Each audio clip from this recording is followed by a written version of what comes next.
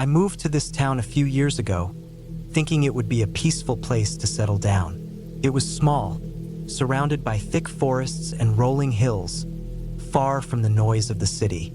I bought a modest house on the outskirts, where the houses were spread out, giving everyone their own space.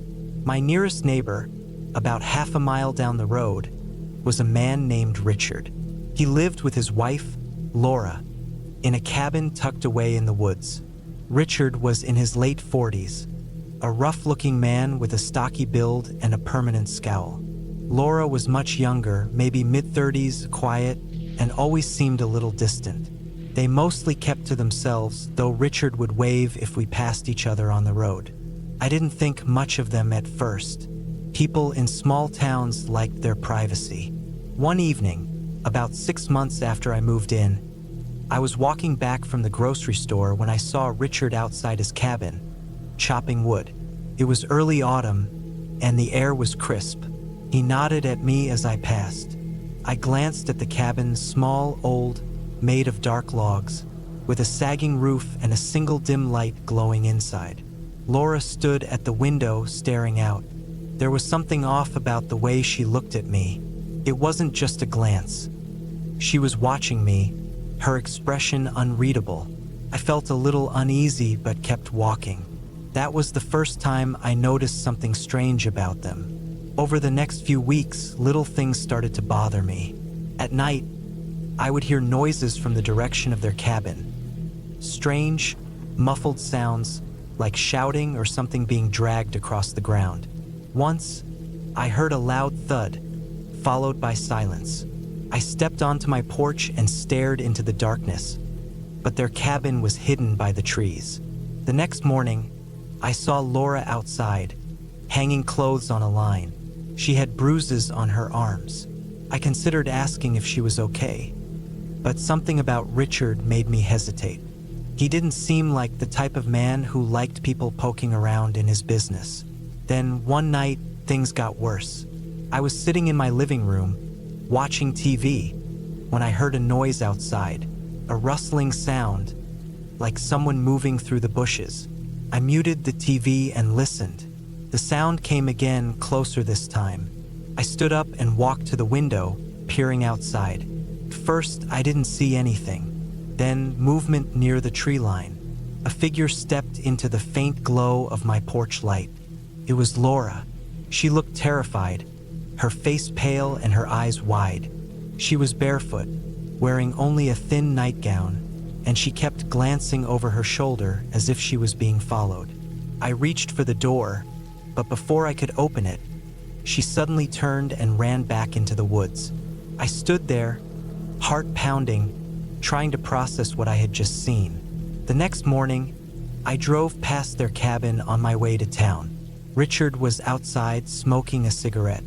Laura was nowhere to be seen. As I slowed down, he turned and looked directly at me.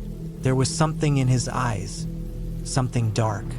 That was when I knew something was very wrong. I spent the rest of the day debating what to do. I didn't know Laura well enough to get involved, but I also couldn't just ignore what I had seen. By evening, I made up my mind. I would go to their cabin and check on her. It was already dark when I set out, carrying a flashlight. The woods were silent, the air thick with the smell of damp leaves. The closer I got to the cabin, the more uneasy I felt. When I reached the clearing, the cabin was dark. No lights inside, no sound. I hesitated, then stepped onto the porch. The wood creaked under my weight. I knocked softly on the door. No answer. I knocked again. Still nothing. Then, a sound from the side of the cabin. A faint scraping noise, like something being dragged. I moved around the side, shining my flashlight. The beam flickered over the ground, revealing something dark and wet. Blood. A trail of it leading to the back of the cabin. I followed it, my heart hammering. When I rounded the corner, I saw the shed. The door was slightly open. The trail of blood led inside. I took a deep breath and pushed the door open. Inside, the air was thick with the smell of decay. The flashlight flickered over the floor, and I saw her, Laura. She was lying on the ground, her body twisted, her eyes staring up at the ceiling. Her throat had been slit. I stumbled back, barely able to breathe. Then, a sound behind me, a soft creak. I turned, and Richard was standing there holding an axe. For a moment, we just stared at each other. Then he lunged. I dove to the side, the axe slamming into the wooden floor where I had just been standing. I scrambled to my feet and ran, crashing through the trees. I didn't stop until I reached my house, slamming the door shut and locking it. I called the police, my hands shaking so badly I could barely hold the phone. They arrived 20 minutes later. By then, Richard was gone. They searched the woods, found Laura's body, found the bloodstains, found the evidence of what he had done to her over the years.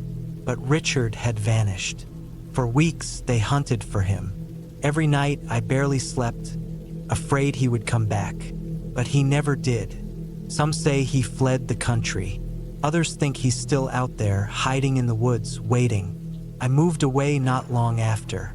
I couldn't stay, not with that cabin so close, not with the memory of that night haunting me.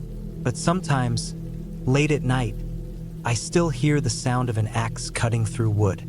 And I wonder if Richard is still out there, watching, waiting for the right moment to come back.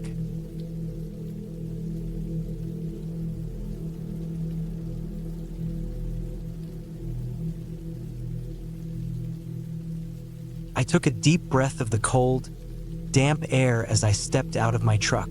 The rain had been coming down steadily for hours, making the dirt road leading up to the cabin slick and treacherous.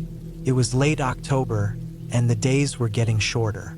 By the time I arrived, the sky was already a deep shade of gray, the last remnants of daylight disappearing behind the thick forest. I hadn't been to the cabin in years. It belonged to my uncle before he passed, and since then, it had been sitting empty. I inherited it, but I never had a reason to visit until now. Work had been stressful, life had felt suffocating, and I needed to get away. A weekend alone in the woods sounded perfect. The place was exactly how I remembered it. Small, sturdy, built from old logs that had turned gray over the years. The windows were dirty, the porch was covered in damp leaves, and the lock was rusty from years of neglect. I pushed the key into the stiff lock and turned it. The door creaked open, revealing the dark interior. I flicked the light switch out of habit, but nothing happened. Right? No electricity. I had brought enough firewood to last the weekend, so I started a fire in the old stone fireplace. The warm glow filled the small room, casting long shadows on the wooden walls. I sat on the old couch, listening to the rain hammering against the roof. Felt good to be away from everything. After an hour, I unpacked my things, checked for leaks in the roof, and made sure the cabin was secure. Everything seemed fine, just an old place left alone too long. But when I stepped back outside to grab the last bag from my truck, I noticed something. There were footprints in the mud. They weren't mine. They came from the trees, stopping just a few feet from the porch. Deep impressions, as if someone had been standing there for a long time, watching. I scanned the dark tree line, my breath coming out in short, misty bursts. There was nothing but the sound of rain and the rustling of leaves in the wind. My skin crawled as I took a step closer to the prints. They were fresh, too fresh. The edges hadn't been softened by the rain yet. I forced myself to look away. Maybe it was a hunter or some lost hiker. I grabbed my bag, locked the truck, and went back inside, securing the door behind me. The fire had burned low, filling the cabin with a dim, flickering light. I sat by the window, staring out at the forest, waiting for something to move. Nothing did. Hours passed. The rain never stopped. The fire crackled softly, and eventually, exhaustion won over paranoia. I laid down on the couch, pulling a blanket over me, and let sleep take me. I woke up to a sound, a faint scraping noise, just outside the cabin. For a few seconds, I lay still, my heart pounding. The fire had died down to embers, barely lighting the room. The scraping came again, slow, deliberate. Someone or something was moving around outside. I sat up carefully, reaching for the flashlight I had left on the table. Clicking it on, I aimed it at the window. The glass was fogged from the cold, but through it, I saw movement, a shadow shifting just beyond the porch. I gripped the flashlight tighter, my breath shallow. The rain had stopped, leaving only the occasional drip from the roof. The silence made the noise even worse. I listened, my mind racing. Was it an animal? Person? I thought about grabbing my hunting rifle, but it was still in the truck. Then the doorknob rattled, a slow, testing movement. I held my breath. The lock was old, but it was strong. Whoever was out there must have known I was inside. The rattling stopped. A long pause followed. Then, the footsteps moved away from the door, circling the cabin. I forced myself to move, inching toward the window. I wiped the fog away with my sleeve, pressing my face close. My flashlight flickered against the glass, barely illuminating the trees beyond the porch.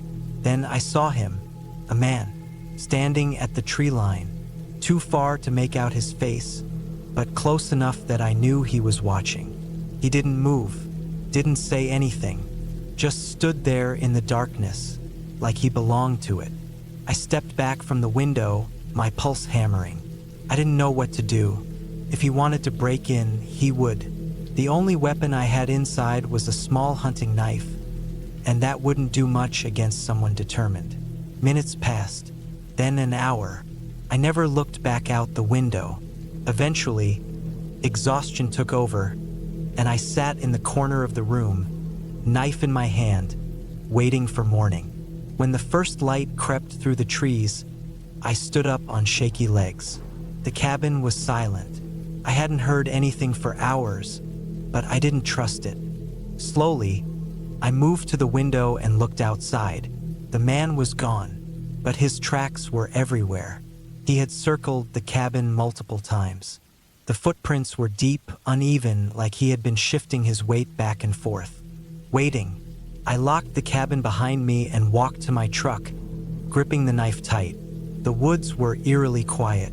No birds, no rustling of animals, just the wind pushing through the trees. When I reached the truck, I saw it. More tracks, leading from the back of the truck. My stomach dropped. I hadn't checked the bed last night. I looked now. The tarp I had covering some supplies was slightly pulled back, just enough for someone to see underneath. Had he been hiding there before I arrived, watching me from the moment I pulled up? I didn't wait to find out. I threw my bag into the truck, started the engine, and peeled out of there, the tires skidding in the mud. I didn't stop, not until I hit the highway. I never went back to the cabin after that. I sold it within a month. Whatever peace I thought I would find there wasn't worth the feeling of being watched. The worst part? I still think about that night, and I still wonder if he ever left those woods.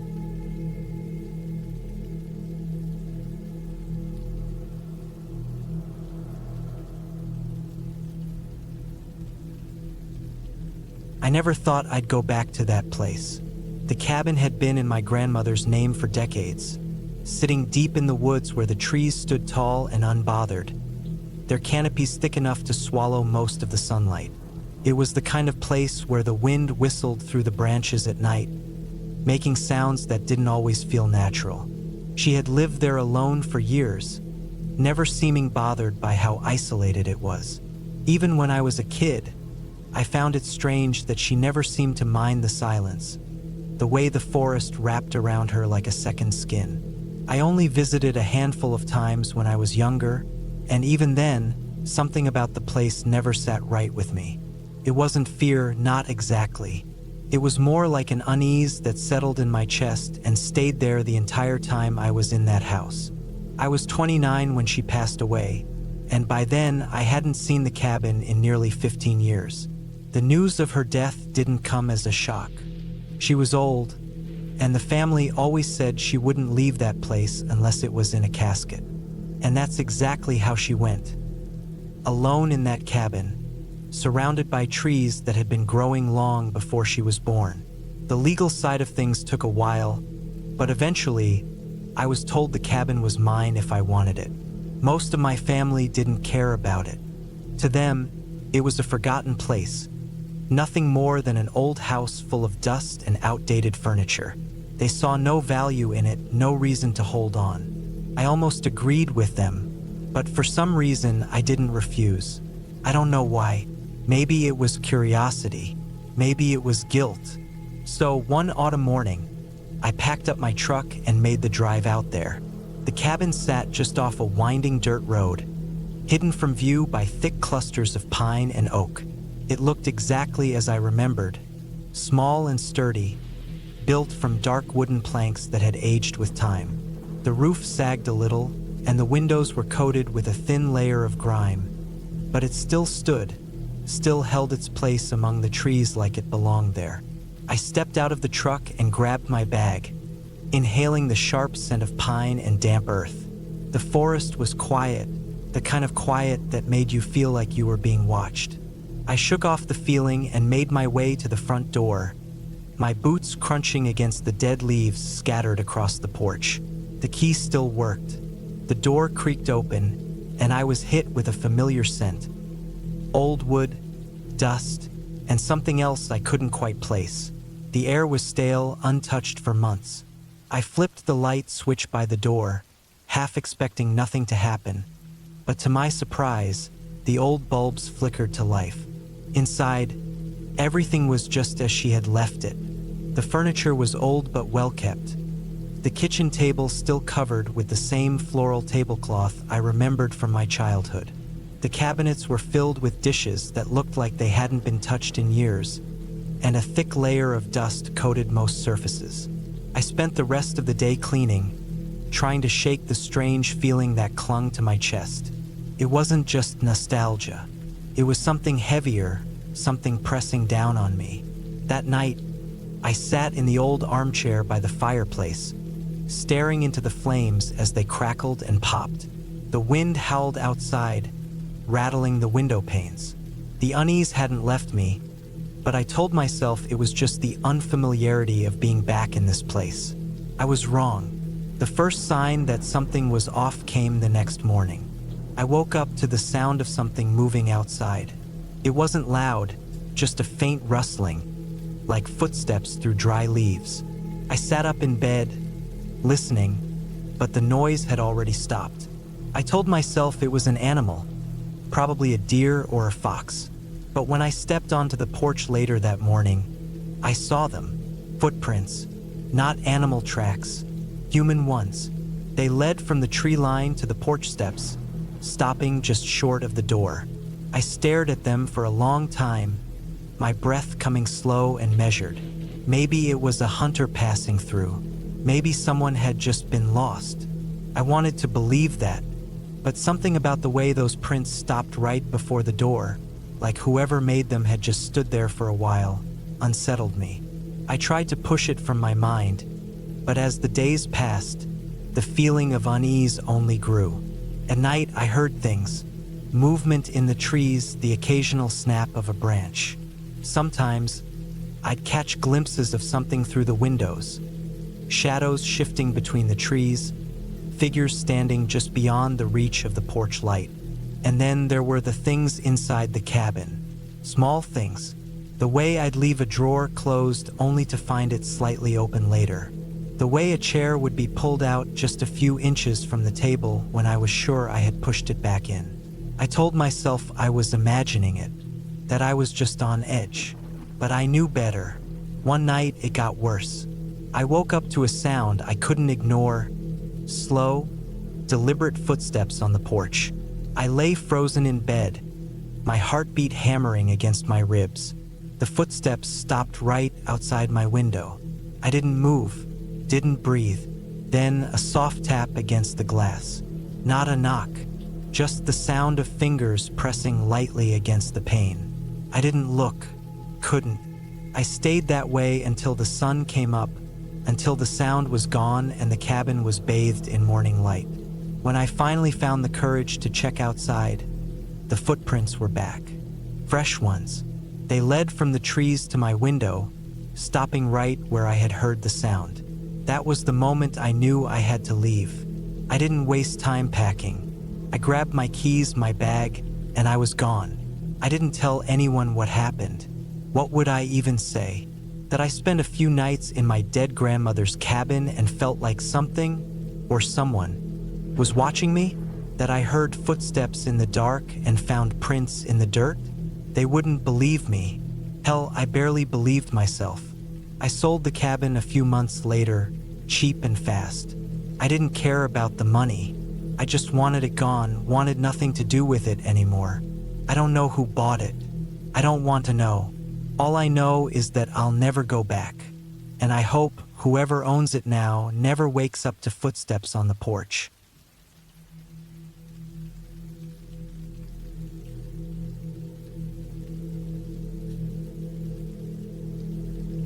I never planned on staying the night in that cabin. I hadn't even planned on stopping in that part of the country at all. It was the kind of situation that unfolded step by step, each decision leading me further into something I never should have been part of. It was late September, the tail end of the warm season, but the air had a bite to it. I was driving through the countryside in northern England, somewhere outside of Cumbria, cutting across the back roads to avoid traffic. The main roads had been slow all day, some accident on the motorway causing long tailbacks, and I was already running later than I wanted. The plan had been simple: drive up to Scotland, spend a few days hiking, then head back home. But with the delays, it was already past 9 at night, and the dark had settled in thick. No streetlights out here, just the beams of my headlights cutting through the black. That's when the rain started.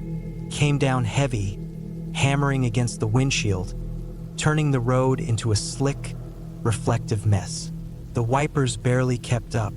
I slowed the car, focusing hard on the narrow lane ahead. That's when I saw the sign. The Blackthorn Inn lodging 3 miles ahead, a small wooden sign, barely visible in the glow of my lights. I hadn't been looking for a place to stop, but at this point, I didn't want to keep driving in these conditions. I figured I'd pull in, get a room for the night, and set off early in the morning. 3 miles later, I spotted the turnoff, a narrow gravel path leading off the road and into a dense line of trees. The sign at the entrance was old, the paint fading, but it still read, "The Blackthorn Inn." There was no way to see where the road led, just a dark tunnel through the trees. I hesitated, but then the rain picked up again, hammering down harder, and I figured I had no choice. I turned in. The gravel crunched under the tires as I drove down the narrow path, trees pressing in on either side. The headlights reflected off wet leaves, the occasional branch hanging low overhead. The road twisted and turned, and for a moment, I wondered if I'd taken a wrong turn. Then finally, I saw the cabin. It wasn't what I expected. I'd pictured some old roadside inn, maybe a 2-story building with a lit-up sign and a small parking area. But this was something else. A long, low wooden building, more of a lodge than an inn, sitting alone in a clearing. There was a dim porch light, but that was it. No sign of life, no cars in the lot. I pulled up and killed the engine. The rain was still coming down, so I grabbed my jacket before stepping out. The air was cold, the kind of cold that settles in deep, soaking into your bones. The front door was old, heavy wood with a brass handle. I knocked. No answer. I knocked again. Still nothing. I considered leaving, but then I spotted a smaller side door near the edge of the building. There was a bell hanging beside it, the old-fashioned kind with a pull string. I rang it. This time I heard movement, footsteps, slow, heavy. The door creaked open. A woman stood there. She was older, maybe in her 60s, with deep lines on her face and long, stringy gray hair. Her clothes were old-fashioned, a thick, heavy dress that looked more suited for another century. But the thing that got me the most was her eyes. They were too wide, too alert, like she hadn't slept in days. She didn't say anything. She just looked at me. I cleared my throat, uncomfortable. I saw the sign. "Are there any rooms available?" She nodded. A slow, deliberate movement. Then she stepped aside, holding the door open. Inside, the place was dimly lit. The walls were dark wood, the floors creaky beneath my boots. There was no reception desk, no check-in area, just a long hallway stretching back into the building. The woman turned and walked ahead of me, moving slow. I followed. We reached a room at the end of the hall. She pushed the door open and gestured for me to enter. The room was basic. A bed, a small wooden table, a single chair. No TV, no phone. Just an old oil lamp sitting on the nightstand. The windows had thick curtains drawn shut. She stood there watching me, waiting. I pulled my wallet out. "How much for the night?" She didn't answer right away, just stared at me. Then, finally, she said, "Don't leave the room." That was it. No explanation. She turned and walked away. I stood there uneasy. I should have left, right then and there. But I was tired. The rain was still hammering down outside. And maybe she was just strange. That didn't mean anything was wrong. I locked the door behind me. At first, everything was fine. I set my bag down, sat on the edge of the bed. The room smelled like old wood, damp and musty. The only sound was the wind against the windows. Then I heard something, soft, faint, a creak in the hallway. At first, I thought it was just the building settling. But then I heard it again, closer this time. Slow footsteps moving toward my door. I held my breath. The footsteps stopped. Then scratching. A slow, deliberate scraping sound against the wood. I stood up, heart pounding. Then the doorknob twisted. Someone was trying to get in. I backed up, staring at the door, my mind racing. I checked the lock again. It was still secure. The knob twisted harder. I didn't move. Then, just as suddenly as it started, it stopped. Silence. I waited, listening. Nothing. Minutes passed. Finally, I forced myself to lie down.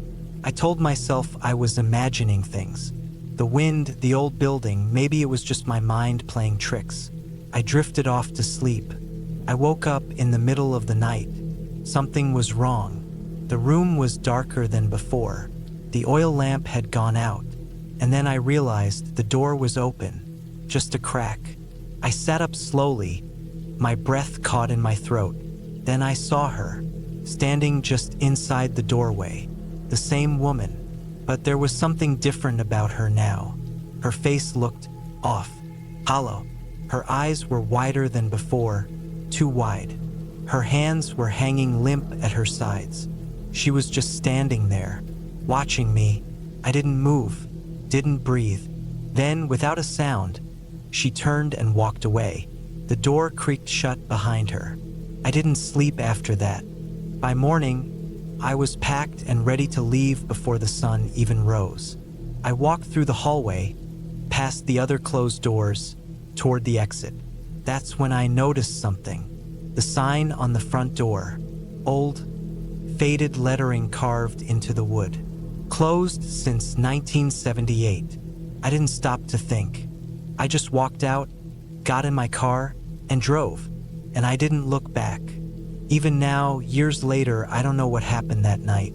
I've searched online, looked for any record of the Blackthorn Inn. Nothing. No mentions, no history. It's like the place never existed. But I know what I saw, and I know I'll never go back.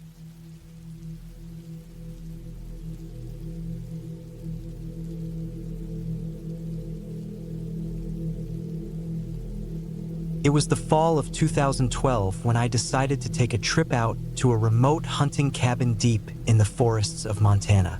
I had spent years hunting, camping and fishing in isolated places, but this was my first time going to this particular spot.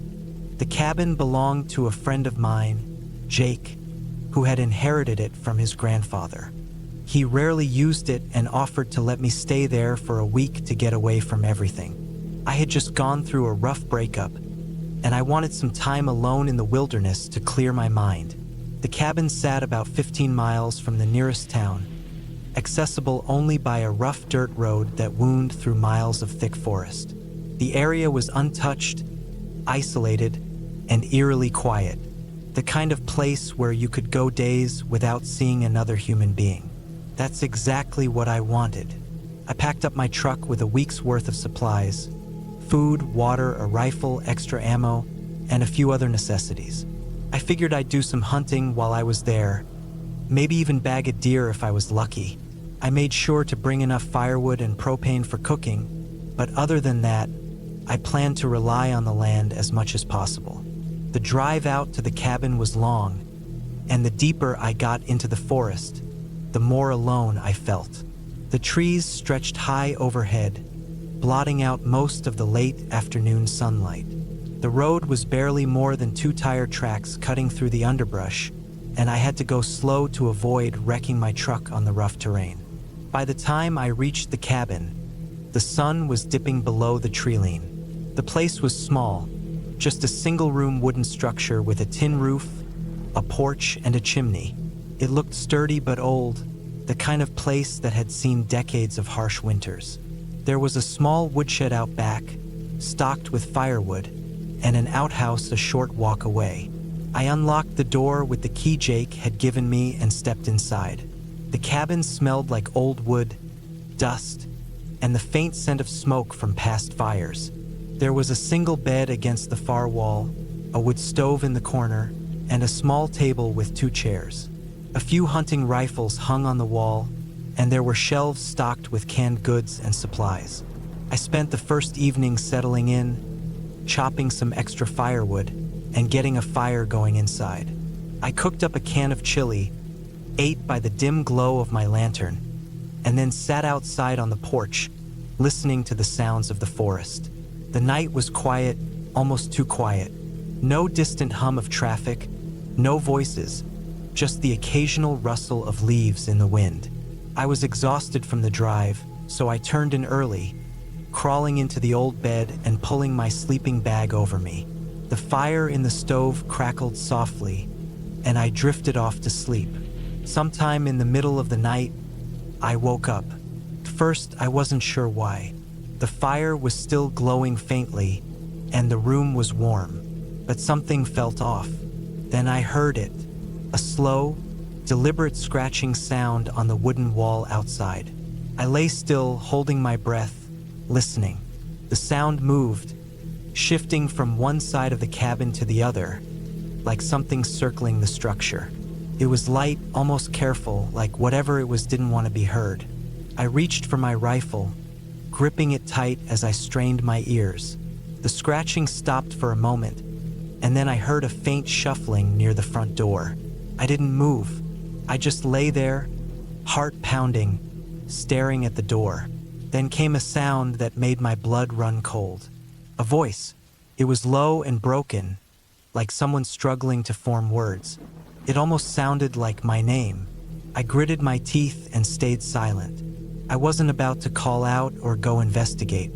I had spent enough time in the woods to know better than that. If there was someone out there, they had no good reason to be creeping around my cabin in the middle of the night. The scratching started again, this time near the window. I didn't dare move, but I could see a faint shadow shifting against the thin curtain. Then, just as suddenly as it started, the noise stopped. I waited for what felt like hours, listening, before exhaustion finally took over and I drifted into a restless sleep. I woke up early, feeling uneasy. I grabbed my rifle and stepped outside, scanning the trees for any sign of movement. Nothing. But when I walked around the cabin, I found something that made my stomach turn. There were deep scratch marks in the wood, long and jagged, like they had been made with claws. Not human fingernails, claws. I tried to rationalize it. Maybe a bear had wandered too close. Maybe a raccoon had been scratching at the wood, looking for food. But deep down, I knew neither of those explanations made sense. Bears didn't stalk cabins in the middle of the night like that, and no raccoon could have made those sounds. I shook off the unease and decided to go hunting. I needed to clear my head. I grabbed my rifle, some extra ammo, and my backpack and headed into the trees. The forest was thick, and as I walked, I couldn't shake the feeling of being watched. Every so often, I'd stop and scan the trees, but I never saw anything. Still, that feeling never left me. By midday, I hadn't seen a single deer, which was strange. The area was supposed to be full of them, but the woods were eerily silent. No birds, no rustling in the underbrush. Nothing. Then I found the tracks. They looked like deer tracks at first, but something was off. The prints were too deep, and the spacing between them was wrong. It was almost like something was walking on 2 legs instead of 4. I felt a chill crawl up my spine. I followed the tracks for a little while, but they eventually disappeared into the underbrush. I stood there for a moment, debating whether to keep going, but then I heard something, branches snapping in the distance. Something was out there. I turned and headed back toward the cabin, walking fast but keeping my steps quiet. I didn't want to run. I didn't want whatever was out there to know I was scared. That night, the noises came back. More scratching, more shuffling, and then the voice again. It sounded closer this time, right outside the window. And it wasn't just one voice. It was 2. I didn't sleep at all that night. By the time the sun came up, I had made my decision. I was leaving. I didn't care if I was cutting my trip short. I wasn't staying another night. I packed up my gear, loaded my truck, and took one last look at the cabin. That's when I saw it. Standing at the edge of the trees, half hidden in the shadows, was something tall. Too tall. Its limbs were too long, its body thin and twisted. It was watching me, and then, in that same broken, distorted voice, it said my name. I didn't hesitate. I jumped into my truck, fired up the engine, and tore down that dirt road without looking back. I never told Jake what happened. I never went back to that cabin, and I never will.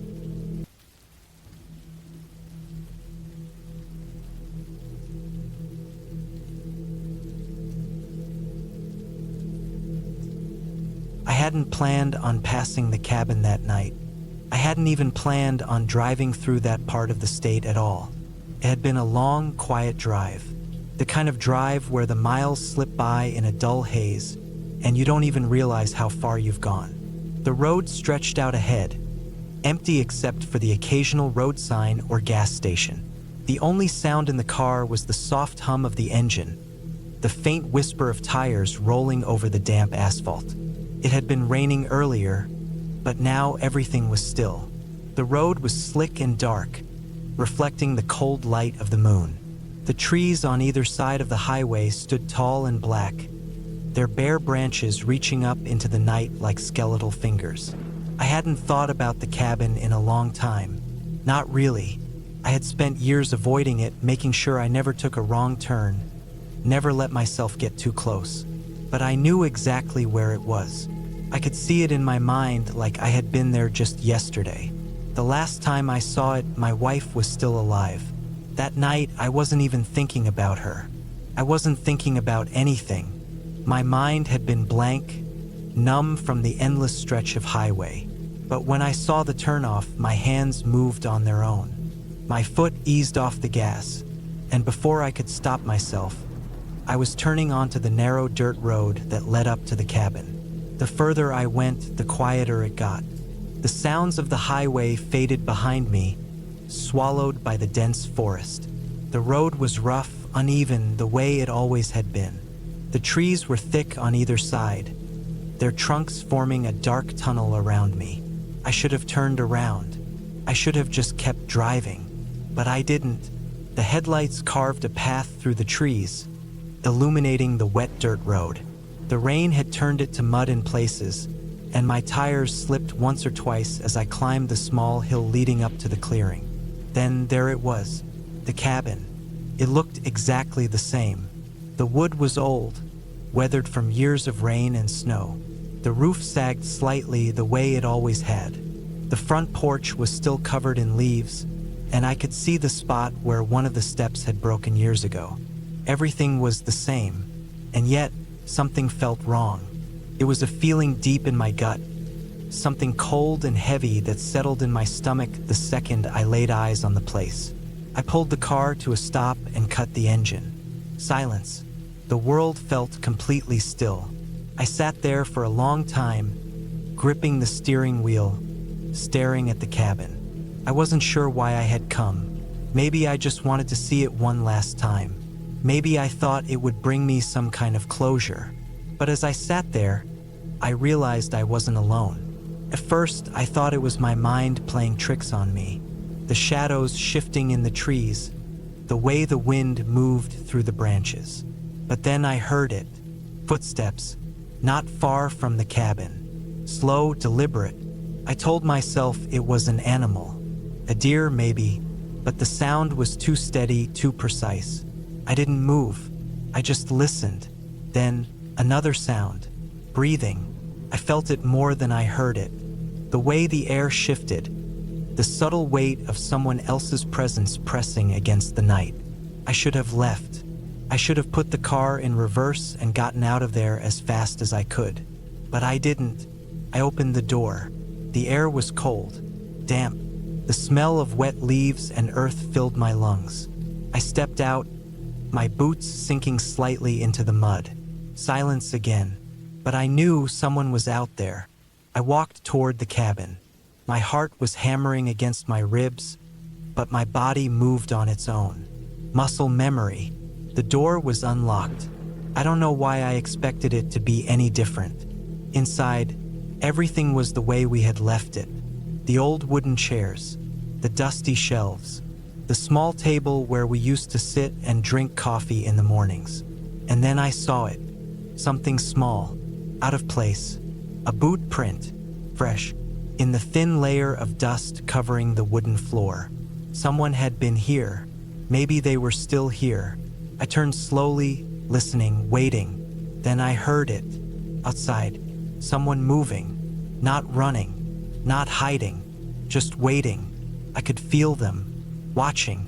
I backed toward the door, careful not to make a sound. My fingers found the handle, and I pulled it open slowly.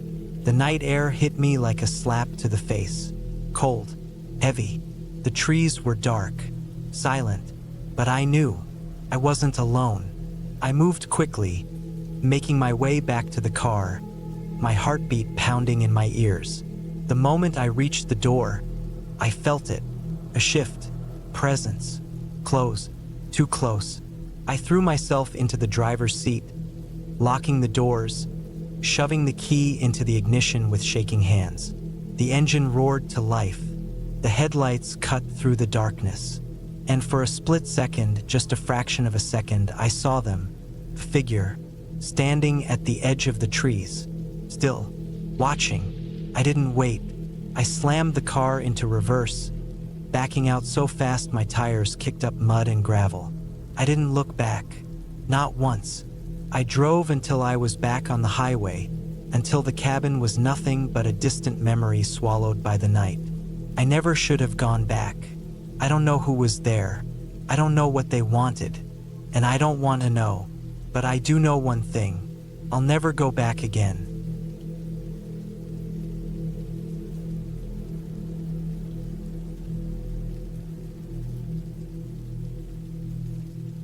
I inherited my grandfather's farm cabin after he passed away. It wasn't much. Just a small wooden place on a stretch of land that hadn't seen any real work in years. The fields were overgrown, the fences were falling apart, and the house itself had a musty smell, the kind that sinks into the wood over decades. It wasn't a place I had ever imagined myself living in. I grew up in the city, where traffic and neon signs were the norm. But things had changed for me over the years. My job had run dry, my apartment had become too expensive, and I was just looking for a place to be left alone.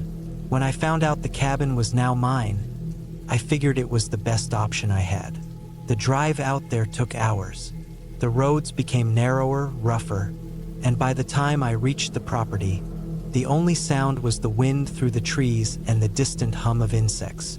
The cabin sat on the edge of an old field, its wooden walls weathered and darkened by time.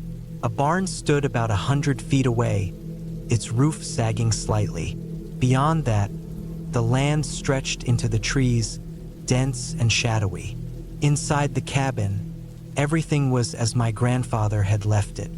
The furniture was old, thick wood, built to last.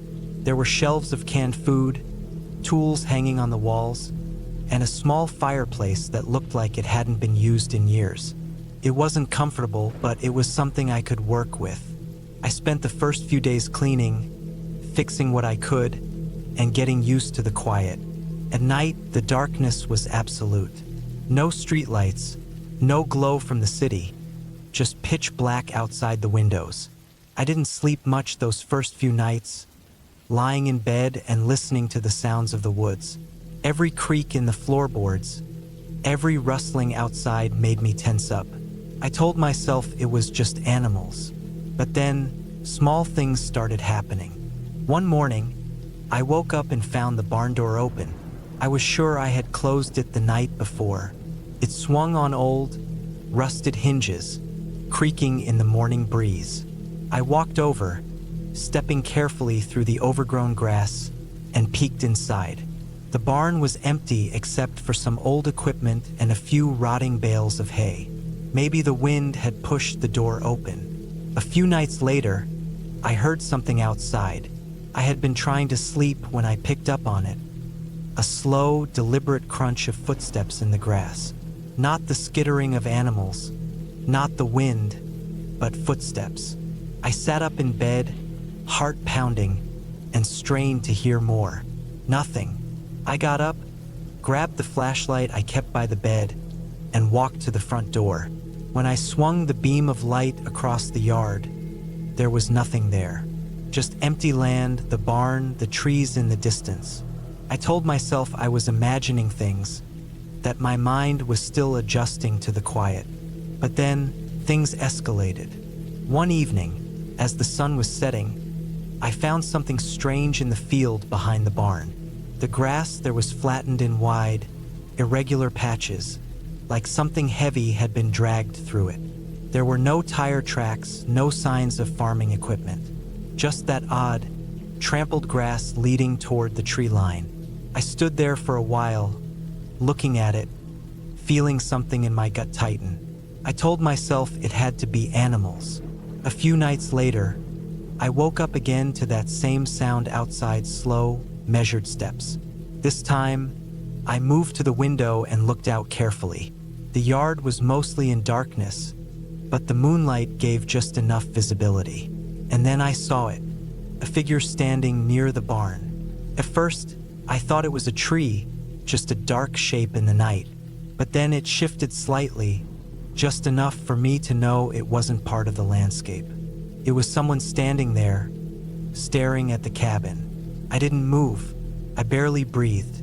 I just stood there at the window watching. The figure didn't move for a long time. Then, slowly, it turned and walked back toward the trees. I didn't sleep at all that night. The next morning, I went outside and checked near the barn. There were footprints in the dirt, large, deep prints, leading from the field to where I had seen the figure standing. I followed them as far as I could, but they disappeared into the grass. That day, I locked the barn. I checked all the doors and windows of the cabin. That night, I barely turned off the lights. For the next few days, nothing happened. I started to convince myself I had imagined it, that maybe it had just been a trick of the light. Then, one night, I woke up to something worse. I had locked the doors. I had made sure every window was shut. But in the middle of the night, I heard the unmistakable sound of the front door handle turning. It was slow, deliberate. Someone was trying to open the door. I sat up, heart hammering, and reached for the flashlight. The door didn't open, but the handle kept turning, like someone was testing it, checking to see if it was locked. Then, after a long, tense moment, it stopped. I sat there in the dark, listening, barely breathing. Then came the sound of footsteps moving away, around the side of the cabin. I grabbed the flashlight and slowly moved toward the window. I hesitated before pulling the curtain back just enough to see outside. And there, standing just at the edge of the yard, was the figure. Not moving, just staring. I stayed awake until dawn. When the first light came, I went outside, searching for footprints. There were more of them now, circling the cabin. Someone had been out there, walking around, testing the doors, watching. I packed my things that morning. I didn't have a plan. I didn't have anywhere else to go. But I knew I couldn't stay there. By midday, I had loaded up my truck. I took one last look at the cabin, at the barn, at the trees beyond the field. The land had been in my family for generations, but I knew I couldn't stay. As I drove down the dirt road, leaving the farm behind, I glanced in the rearview mirror. And there, standing just at the edge of the trees, was the figure, still watching. I didn't look back again. I never went back, and I don't think I ever will.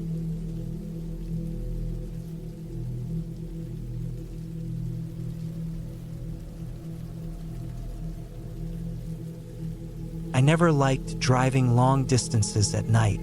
Something about the endless darkness outside the windows, the way the headlights only lit up a small piece of the road at a time, it always made me feel uneasy.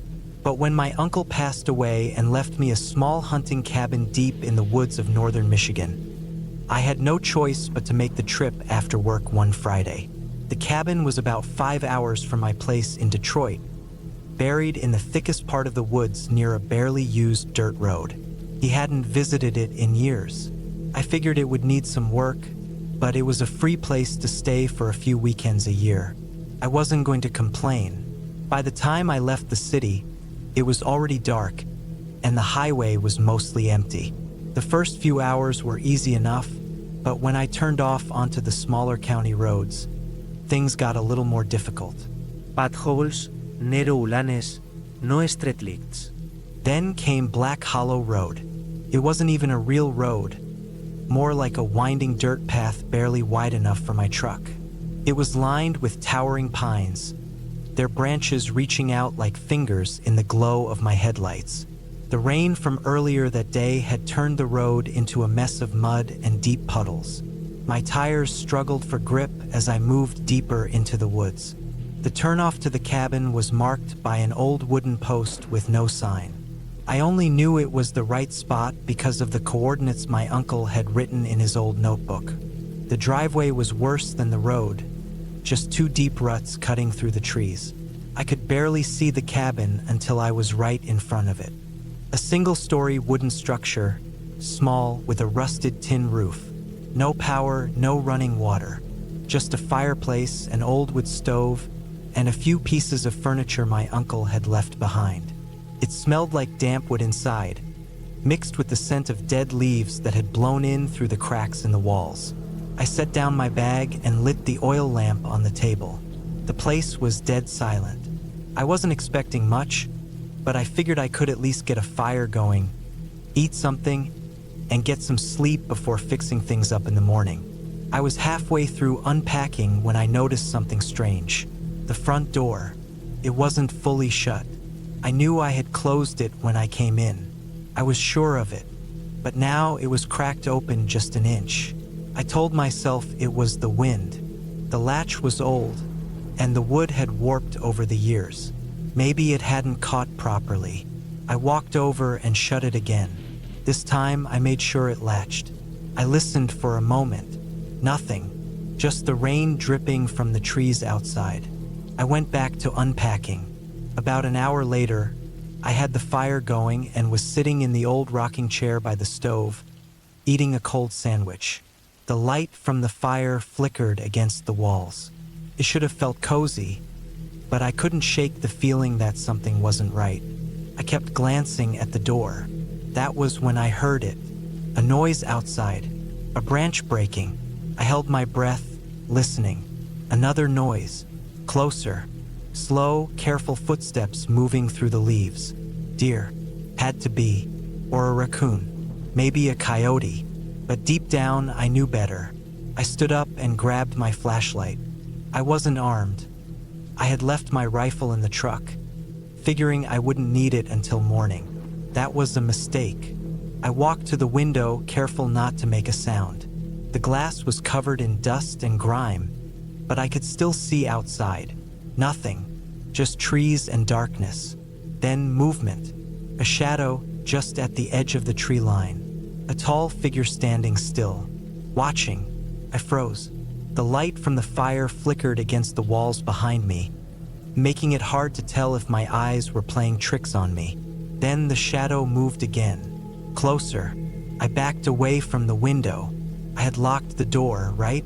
I turned to check, but before I could take a step, there was a noise outside, a dragging sound, like something heavy being pulled through the dirt.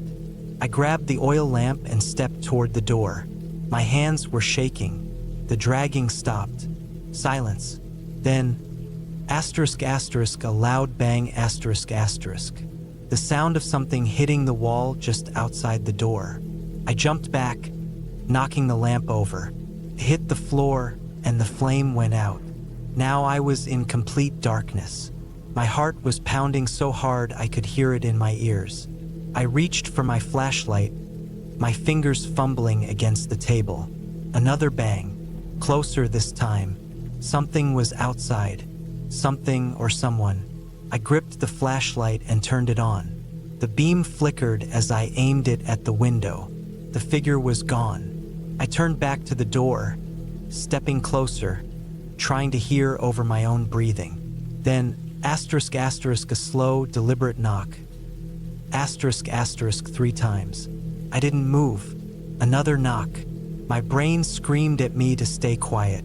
Whoever it was, they already knew I was here. I took a step back, then another. Then the doorknob turned. Not a rattle, not a jiggle. A slow, testing turn. The latch held. Then silence. I held my breath, waiting. Then the sound of footsteps. Heavy. Moving along the side of the cabin. I turned, following the noise. It stopped at the window. I aimed the flashlight, but there was nothing. Then, a face appeared in the glass. Pale skin, dark, sunken eyes, a mouth that didn't move, just staring. I dropped the flashlight. By the time I grabbed it again, the face was gone. Then the back door creaked. I had forgotten about the back door. I sprinted for the truck. I threw the door open, jumped in, and reached for the keys. They weren't there. I had left them inside. The only sound was the rain tapping against the roof. Then footsteps, getting closer. I looked up and saw the figure standing just outside the truck. Tall, too thin, wearing dark, soaked clothes, holding something long in one hand. I locked the doors. The figure took a slow step forward, then another. Then it stopped, just staring. Then ***, it smiled.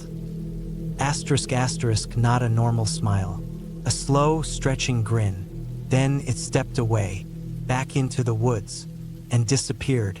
I stayed in that truck until the sun came up. Never saw it again. Never found footprints.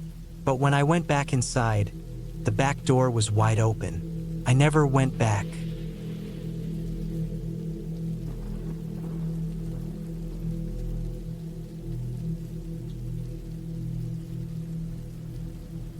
I had been looking forward to the trip for months. The chance to get away from everything and spend a week in the deep woods. Just me, my rifle, and the silence of nature. I needed it. Work had been dragging me down, and I felt like I was losing myself in the routine of life. The trip wasn't just about hunting. It was about resetting my mind. The cabin belonged to an old friend of my father's, a man named Bill. He had passed away a few years back, and his family had stopped coming out to the property. It was a simple one-room hunting cabin deep in the woods of northern Montana. No electricity, no running water, just a wood stove, a cot, and a roof over your head.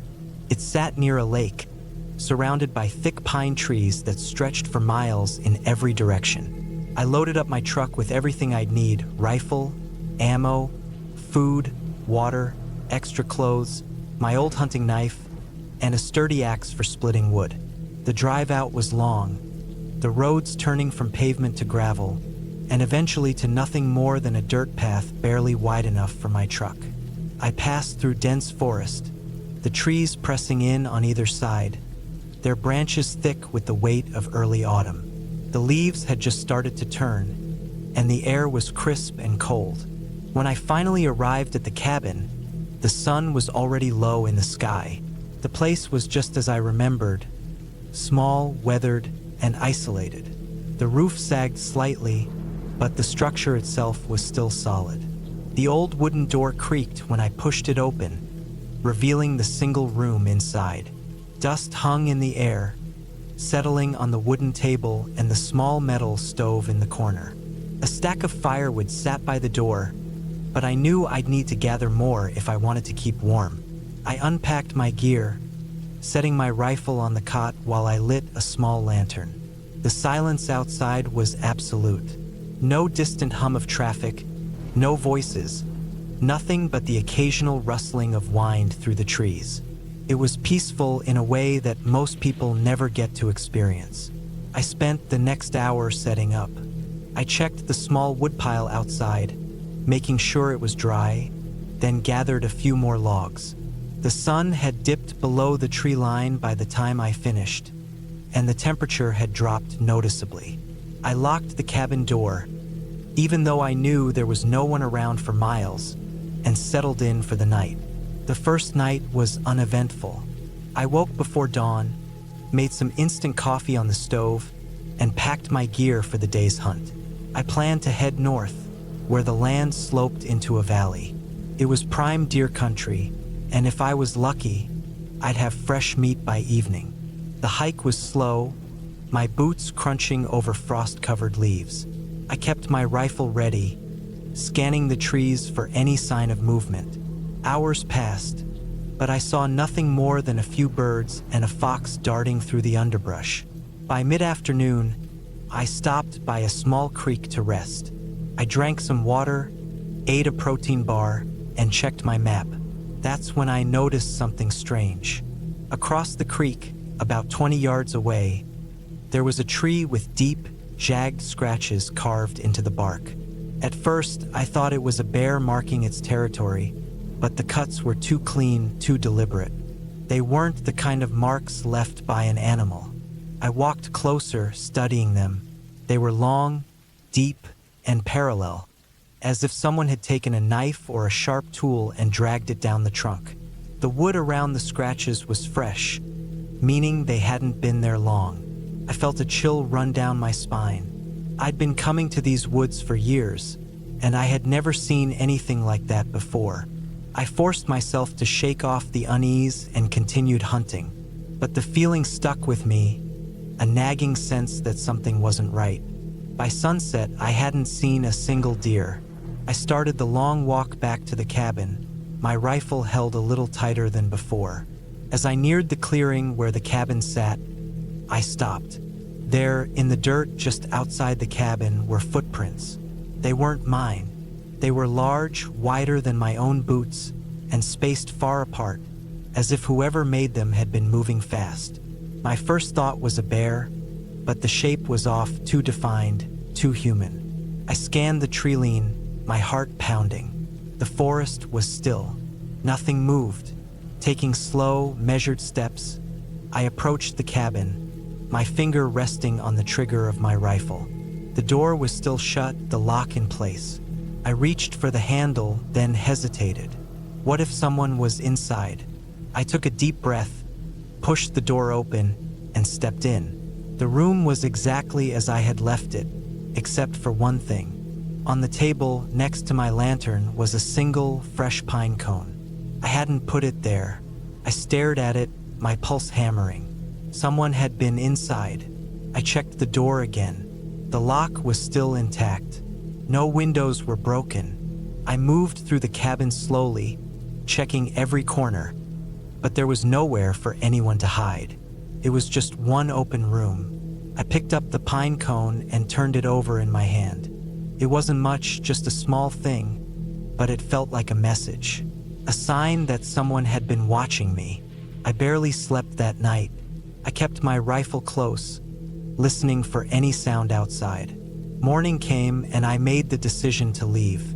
I packed my gear, loaded my truck, and took one last look at the cabin before driving away. As I turned onto the dirt road, I glanced in the rearview mirror. Standing at the edge of the tree line was a figure, tall, still watching me. I pressed my foot down on the gas. I didn't stop until I was miles away, back on the main road. I never went back.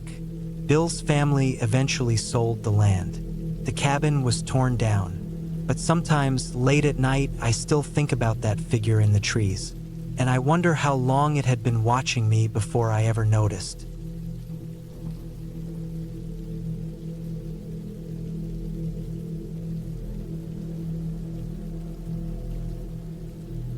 The rain had been falling since noon, and by the time the sun dipped below the treetops, the forest was nothing but a cold, sodden mess of mud, pine needles, and the steady drumming of water against leaves. I had come out here alone to finish what I started, building a hunting cabin deep in these woods, far from any town or road. It was supposed to be a quiet project, something I had planned for months. I had supplies, tools, and enough experience to do it myself. I wasn't expecting an easy time, but I wasn't expecting what happened either. I had picked this spot because of how isolated it was. A clearing, just big enough to fit a one-room cabin, surrounded by dense trees. It wasn't much yet, just a wooden frame, some rough flooring, and half of a roof. The walls were going up slow, thanks to the weather. Every nail driven into the soaked wood felt like a battle. My hands were raw from gripping the hammer. The rain made everything harder. The logs were slick, the mud sucked at my boots, and my jacket was so wet it clung to me like another layer of skin. My truck was parked about 50 yards away, past a line of trees. It was the only way in or out unless I wanted to hike for miles. The road leading here was little more than a trail, the kind that could turn into an impassable mess if the rain kept up. I was supposed to be here for 3 days. I had enough food, enough supplies, and enough fuel to keep warm. I wasn't scared of the dark, of being alone, or of the work that needed to be done. But there was something else, something I hadn't accounted for. It started with small things. At first, I thought I was just hearing the sounds of the forest, the wind through the trees, the creaking of branches heavy with rain. But as the night stretched on, as I worked under the beam of my lantern, I couldn't shake the feeling that something wasn't right. I would stop hammering, let the silence settle, and listen. The rain was loud, but there was something beneath it, a sound that didn't belong, a shuffle, a crunch, a slow, deliberate step. At one point, I turned suddenly, shining my flashlight towards the trees. Nothing, just wet bark, dripping leaves, and the unbroken blackness beyond the clearing. I told myself it was an animal, a deer maybe. The woods were full of them, but I had been out here before plenty of times, and something about it felt different. I kept working. The sooner I got the walls up, the sooner I could call it a night. My hands ached, my breath fogged in the cold air, and my jacket did nothing to keep the dampness from seeping into my skin. I told myself I would finish this one section, then stop. But then I heard it again. This time it wasn't just a step. It was a dragging sound, something heavy being pulled through the wet ground. I froze, my hammer halfway to the nail. My breath felt loud in my own ears. The sound was close, closer than before. I turned, scanning the tree line. The lantern's glow didn't reach far enough to see beyond the immediate clearing, but something had moved. I was sure of it. I grabbed the flashlight again, sweeping it across the trees. Nothing. I exhaled, forcing myself to calm down. The rain played tricks on the ears. Sound carried differently out here, bouncing off the trees, making it impossible to tell how far away something really was. That was all it was, just the forest playing tricks. I picked up the hammer again. A branch snapped. This time it was close, right at the edge of the clearing. I turned sharply, my flashlight cutting through the dark. And for just a second, less than that, I saw something. A figure low to the ground, just at the edge of the light. It moved, not like a deer, not like a bear, not like anything I'd ever seen before. My chest tightened.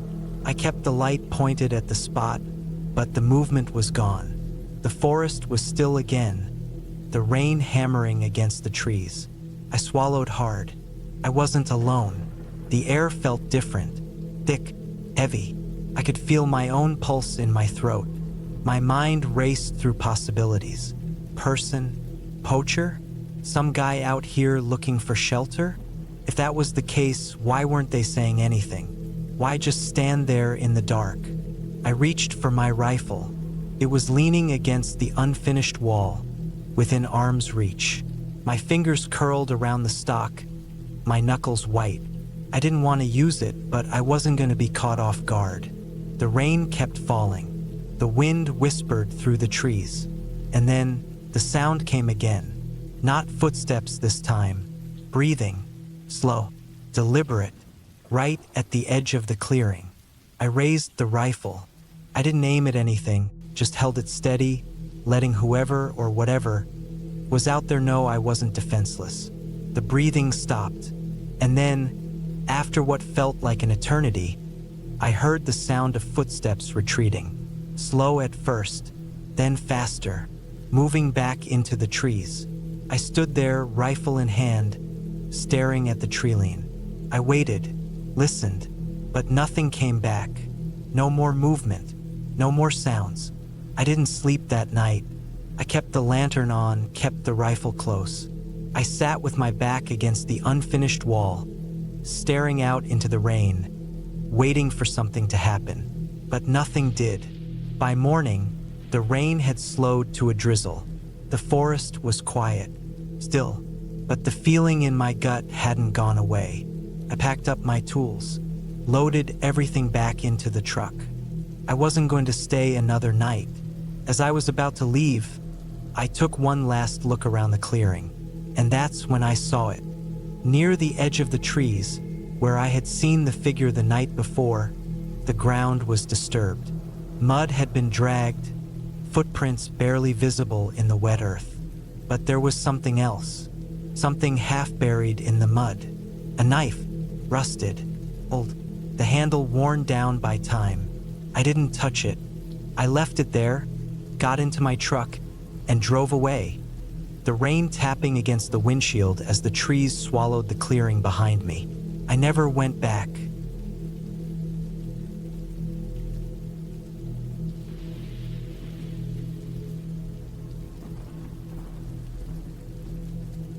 I never thought I'd be the type of person to spend a night in a cabin next to a graveyard. It wasn't some thrill-seeking adventure or a test of bravery. It was just how things turned out, and by the time I realized how stupid of an idea it was too late to turn back. This happened in the fall of 2016, in the outskirts of a small town in Pennsylvania. I had just lost my job, and money was running low. My cousin, Matt, told me about a caretaker position for an old, mostly abandoned graveyard just outside town. It wasn't a real job, not in the traditional sense. It was more of a favor for a guy who didn't have the time to take care of the place himself. The pay was under the table, barely enough to cover gas and food, but I didn't have better options at the time. The cemetery was old, older than the town itself. Some of the graves dated back to the late 1700s, with faded headstones covered in moss and cracks. Most people didn't visit anymore. There were maybe 5 or 6 new burials a year, but otherwise it was just a forgotten place on the side of a narrow road that led deeper into the woods. The cabin wasn't much. It sat just inside the graveyard gates, off to the right, near a collapsed stone wall that had once separated the graves from the forest. It was a one-room shack with a rusted metal roof, old wooden walls that had turned gray from decades of exposure, and a front porch that sagged under its own weight. Inside, there was a cot, a wood stove, a small table, and a chair. No running water, no electricity, just a lantern, some firewood, and a radio with dead batteries. I was supposed to stay there overnight every few days, making sure no one vandalized the place or messed with the graves. Some local teenagers liked to sneak in and drink or do dumb things. A few times a year, someone would spray paint a headstone or try to dig up a grave, and my job was to keep that from happening. Simple enough. The first few nights weren't too bad. It got cold at night, but the wood stove helped. The place smelled like damp wood and old paper, probably from the stacks of yellowed newspapers piled in the corner. It wasn't comfortable, but it was quiet, and I didn't mind the silence. Then, on my fourth night there, things changed. I arrived just before sunset, parking my truck just outside the cemetery gate. The trees along the road were mostly bare, their twisted branches reaching out like skeletal hands against the gray sky. A thin layer of fog had started creeping in from the hills, settling low over the graves. I locked the truck, grabbed my backpack, and walked to the cabin. As I passed through the graveyard, I noticed something strange. One of the headstones had been knocked over. It was a newer one from 2008, belonging to a man named Richard Holt. I hadn't seen it like that before. I didn't think too much about it. Maybe an animal knocked it over or the ground had shifted. It wasn't my job to fix it, so I made a mental note to tell the guy who hired me and went inside the cabin. The night started like any other. I made a small fire in the stove, ate a sandwich I had brought with me, and sat by the window watching the fog roll in. It got thicker as the hours passed, swallowing the headstones one by one. Eventually, I could barely see past the front porch. I tried to sleep, but something kept me awake. Maybe it was the wind rattling the old wooden walls, or the way the trees groaned in the cold. I kept hearing noises, too, rustling leaves, twigs snapping, something moving just beyond the fog. At around 2 a.m., I heard footsteps. They weren't close, but they were distinct.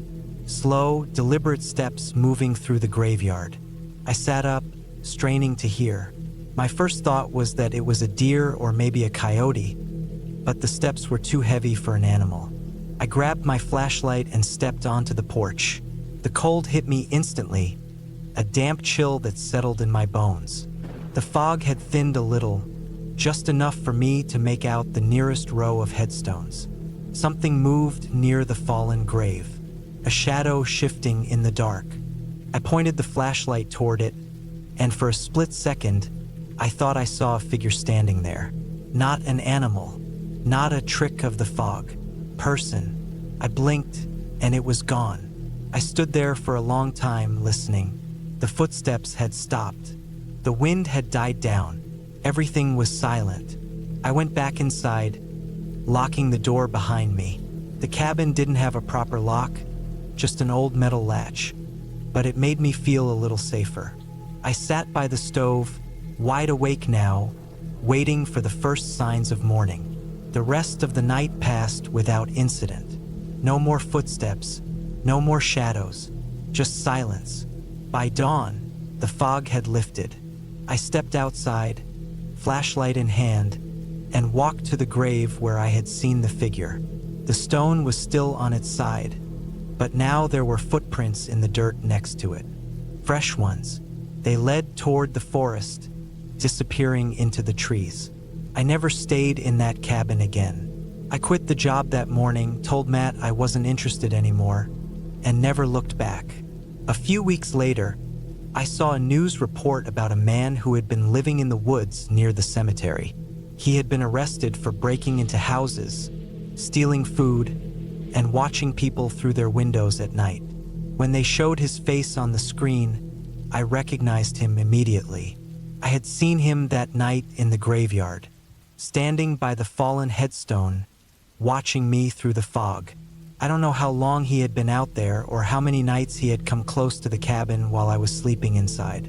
But I do know one thing: if I hadn't left when I did, I might not have left at all.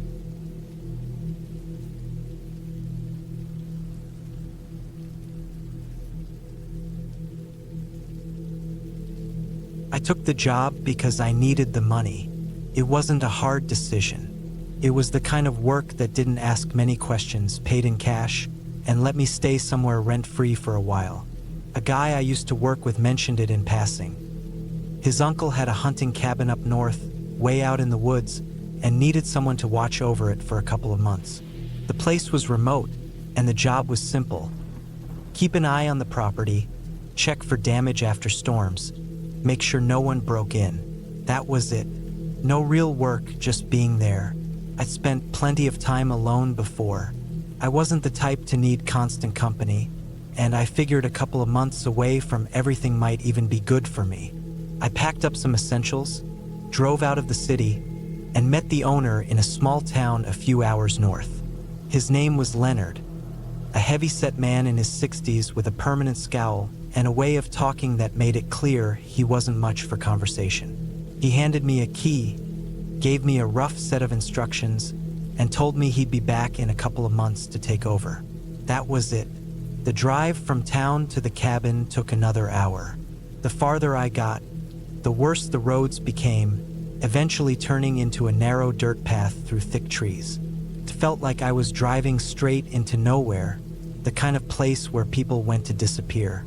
When I finally reached the cabin, it was already getting dark. It was a solid structure, bigger than I expected, built from thick logs and set in a clearing surrounded by dense forest. There was a main room with a wood stove, a small kitchen, a bathroom, and a single bedroom in the back. The place smelled like old wood and dust, but it was warm, and that was enough for me. I settled in quickly. My days were quiet, waking up early, checking the perimeter, chopping wood, reading and making simple meals. Nights were even quieter, the kind of silence that made you hear things that weren't there. It wasn't until my third week that I started feeling it. First, it was small things, a sense that something was off. I'd find the door slightly open when I was sure I'd locked it. A few times, I'd wake up in the night feeling like something had pulled me out of sleep, but I never heard anything. Then there were the footprints. It had rained one afternoon, a slow, steady drizzle that turned the ground to thick mud.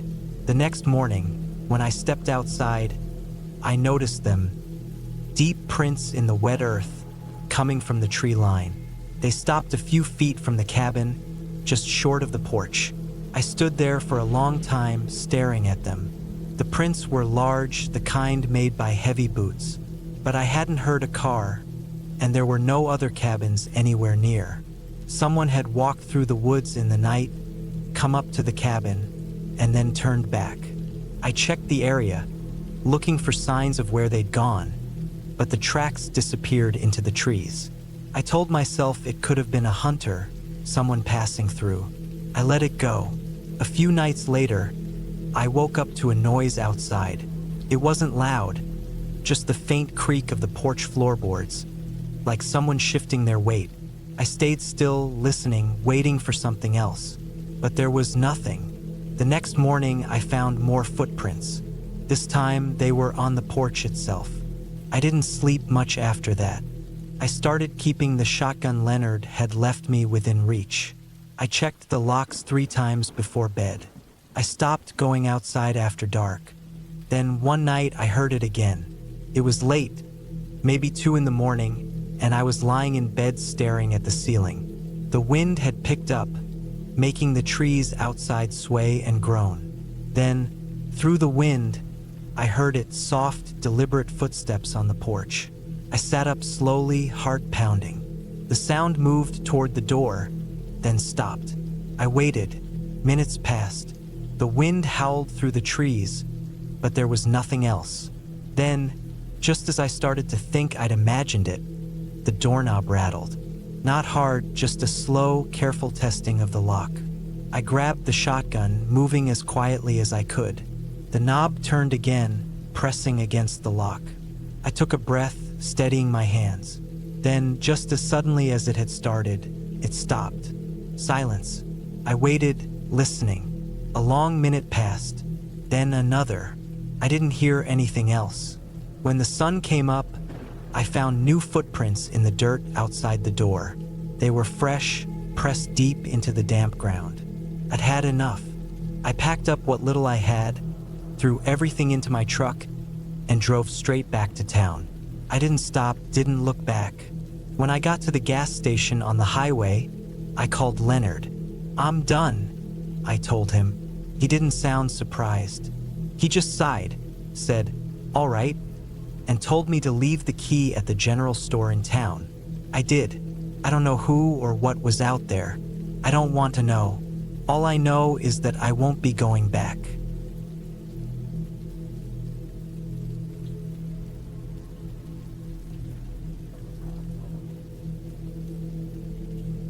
It was the middle of October when I took the drive up to the cabin. The trees had turned into a mix of red, orange, and yellow, and the cool wind made them sway lightly as I followed the winding road deeper into the forest. This wasn't a vacation or some weekend getaway. I was there to help my uncle, Steve, fix up the place before winter set in. The cabin had been in the family for years, but Steve had mostly been the one to take care of it. Since he was getting older, he needed an extra pair of hands. The place was deep in the mountains of North Carolina, at least an hour from the nearest town. No cell service, no neighbors, nothing but miles of trees.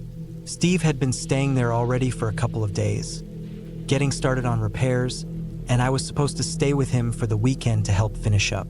I got there in the late afternoon. The dirt road leading to the cabin was rough, with deep tire tracks and scattered branches, but my truck handled it fine.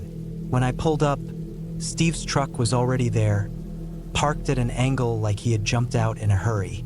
The cabin itself looked how I remembered. Wooden, a little rough around the edges, but still standing strong.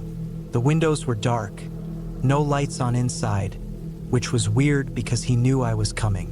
I got out, stretched my legs, and walked up to the door.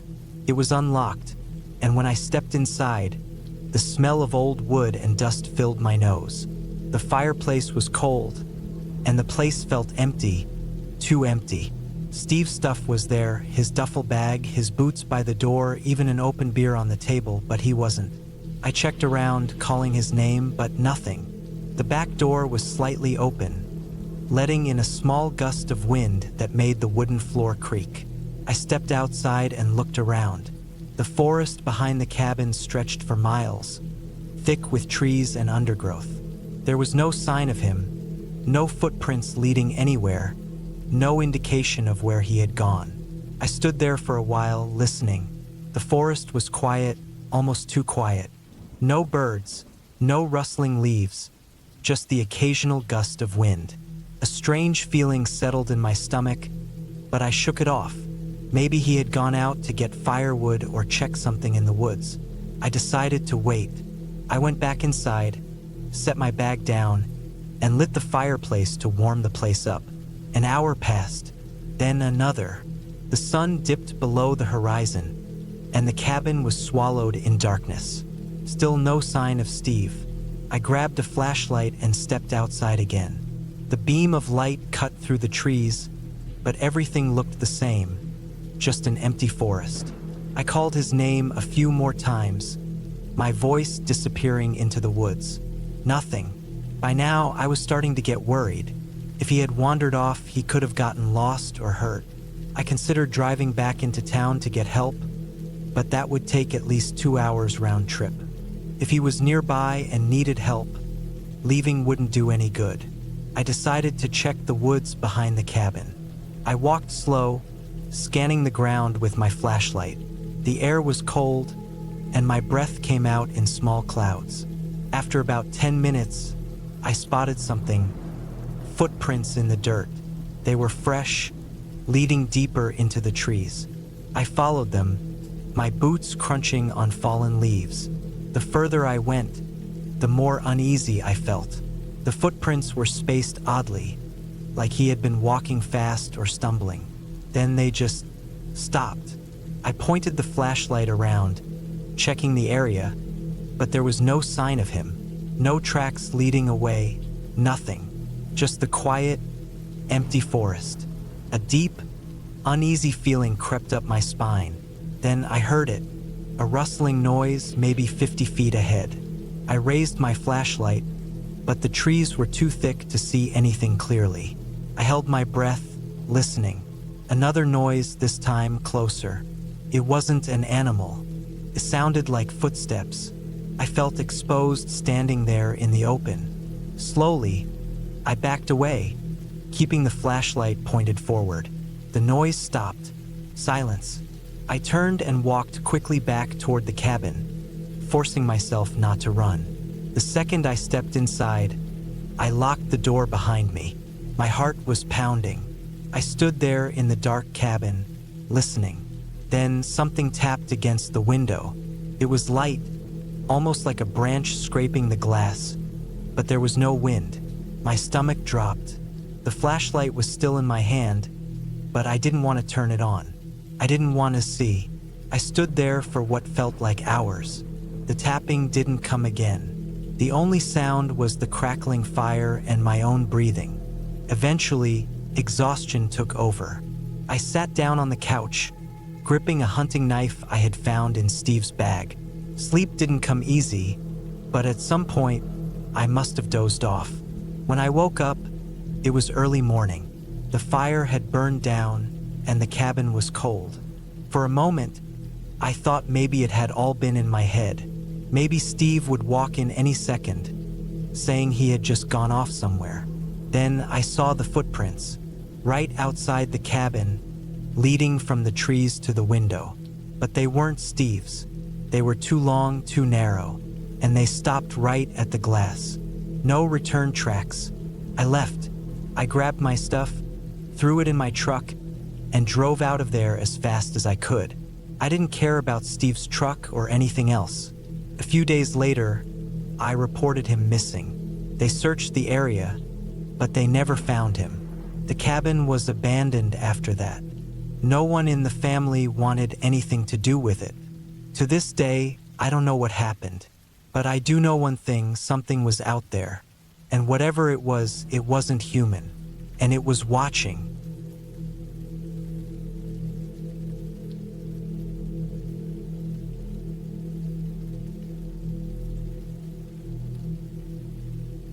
I was never the type to believe in bad omens, but looking back, maybe I should have paid more attention to the signs. The rusted-out road sign at the highway exit. The way the gas station attendant looked at me when I told him where I was going. Even the dead bird I found on my truck's hood after stopping for a break. But I brushed all of it off. I had a job to do, and I wasn't going to let anything get in my way. It was late October, and I had been hired to do some repair work on an old cabin deep in the woods of northern Montana. The owner, a man I had only spoken to over email, said the place had belonged to his grandfather, but had been abandoned for nearly 20 years. He wanted to fix it up so he could use it as a hunting lodge. The pay was good, and I had plenty of experience with remote jobs. The drive took longer than expected. The road leading into the forest was barely a road at all, just a stretch of dirt and gravel with deep tire ruts from the last vehicle that had made the trip. The trees were thick, pressing in from both sides, their branches so heavy that they blocked out most of the sunlight. The deeper I went, the quieter it got. No birds, no insects, just the crunch of my tires on loose rocks. By the time I reached the cabin, the sun was already low in the sky, casting long shadows across the clearing. The place was exactly what I expected. Small, run-down, with a sagging porch and windows so dirty they looked painted over. The river that ran behind the property was barely visible through the trees, but I could hear the water rushing over rocks. I got out of my truck and stretched. The air was colder than I expected. I grabbed my duffel bag and toolbox and made my way up the porch steps, which groaned under my weight. The key was supposed to be under the third step, but when I reached for it, my fingers found nothing but dirt. I checked again. Still nothing. Frustrated, I stood up and tried the door.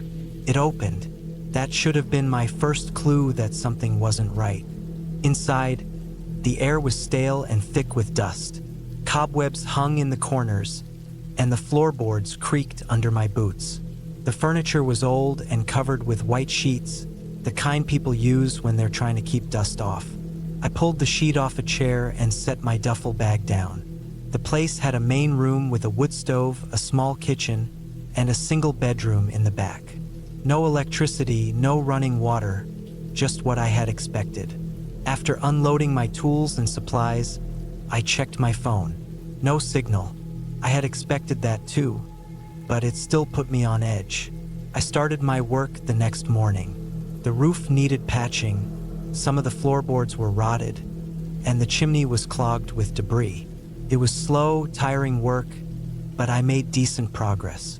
As the day went on, I started to notice little things. The first was the smell. It wasn't strong, just a faint, rotting scent that came and went with the wind. I checked around the cabin, expecting to find a dead animal nearby, but I didn't see anything. The second thing was the footprints. I had walked around the entire cabin earlier that morning, but in the afternoon, I noticed a set of tracks in the dirt behind the cabin. They weren't mine. They were barefoot.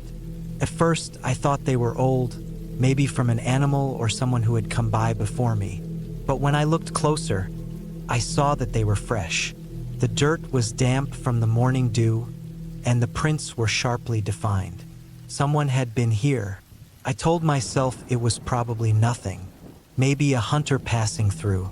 But that night, as I lay in my sleeping bag on the old mattress, I couldn't shake the feeling that I wasn't alone. The next few days followed the same pattern.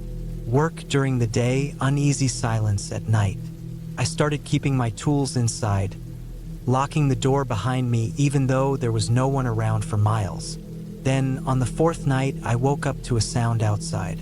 It was subtle, barely more than a whisper of movement, but in the stillness of the forest, it might as well have been a gunshot. I reached for my flashlight and clicked it on. The beam cut across the room, illuminating the dust in the air. I listened. Silence. I told myself it was nothing, but I couldn't shake the feeling that something was wrong. I got out of bed, pulled on my boots, and grabbed my hunting knife. The door was still locked. The windows were shut. I stepped onto the porch and shone my light around the clearing. Nothing. Then I heard it. A single, deliberate step in the underbrush. Someone was out there. I scanned the tree line, my heart hammering against my ribs. The flashlight beam caught movement, a flicker of pale skin between the trees. I raised the light, but whatever it was had disappeared. I stood there for a long time, listening. The forest was silent. No wind, no water, nothing. Just me and the trees. I went back inside, locked the door, and sat up with my knife in hand until the first light of dawn. By morning, I had made up my mind. I was leaving. The work could wait. The money wasn't worth it. I packed my tools and loaded my truck, but before I left, I walked around the cabin one last time. That's when I saw them. More footprints, barefoot, but this time they led up to the porch, right to my door. I got in my truck and drove, not looking back. The road seemed even rougher than before, the trees pressing in on me as if they wanted to keep me there. When I finally reached the highway, I felt like I could breathe again.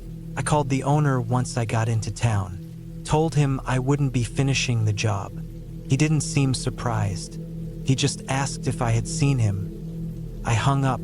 I don't know what was out there. I don't want to know, but I'll never forget that place, and I'll never go back.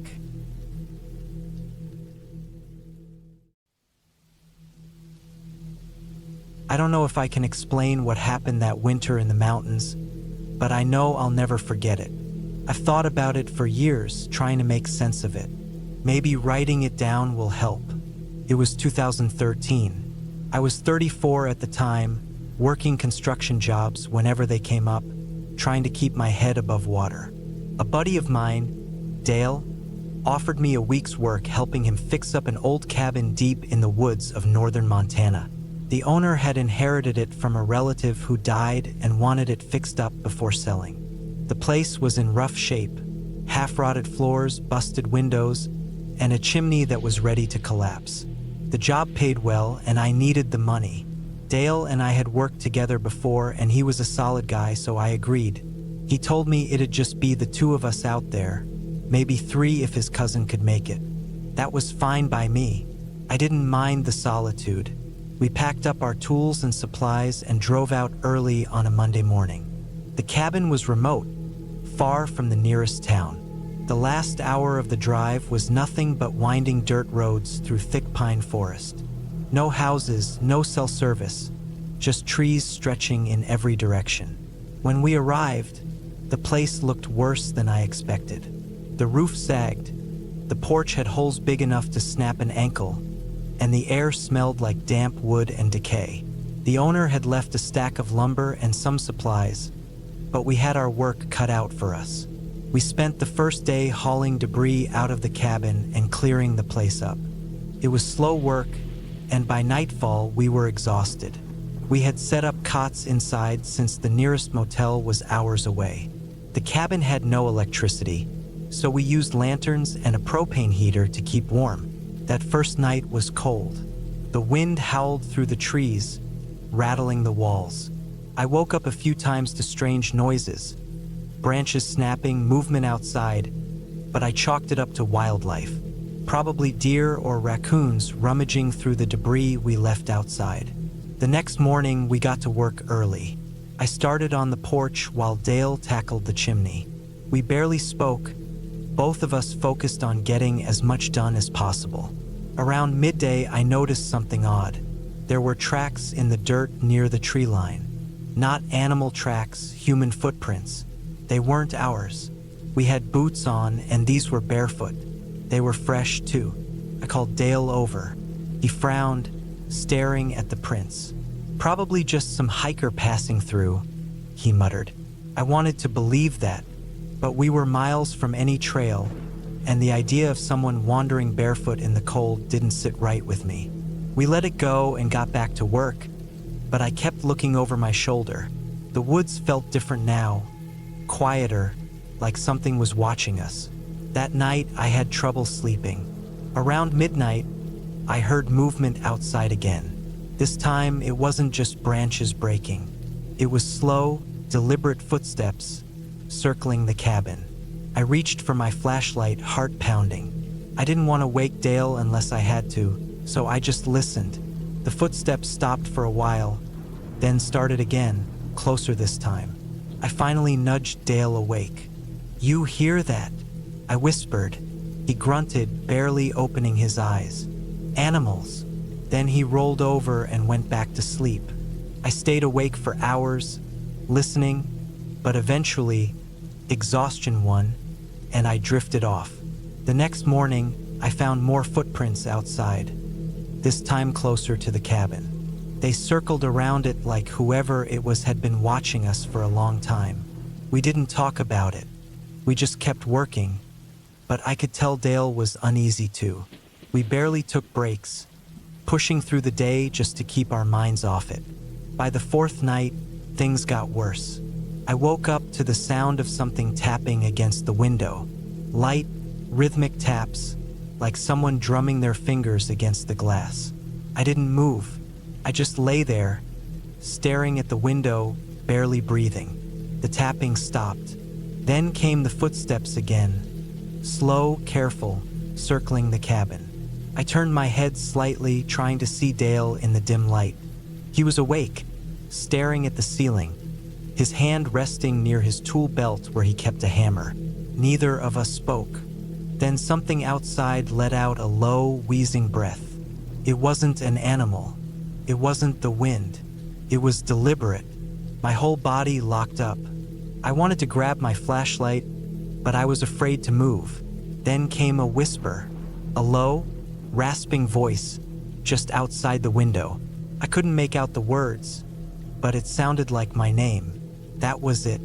I grabbed my flashlight and flicked it on. The beam shot through the cabin, hitting the window. Nothing was there. Dale was already up, grabbing his coat. "We're leaving," he muttered. We packed up in minutes. We didn't care about the tools or the supplies. We just wanted to get out. As we stepped outside, the woods were dead silent. No wind, no animals, nothing. Then I saw them. Footprints, dozens of them surrounding the cabin. Not just footprints, handprints too. Some pressed against the wood, some trailing along the windows, as if something had been touching the cabin, watching us. We didn't say a word. We just got in the truck and drove. I don't remember the drive back. My hands were shaking so bad I could barely hold the wheel. Neither of us spoke about it again. The owner of the cabin called us a few weeks later, asking why we never finished the job. We didn't tell him the truth. We just made up some excuse about scheduling conflicts. I don't know who or what was out there. I don't want to know. All I know is that I'll never go back to that cabin.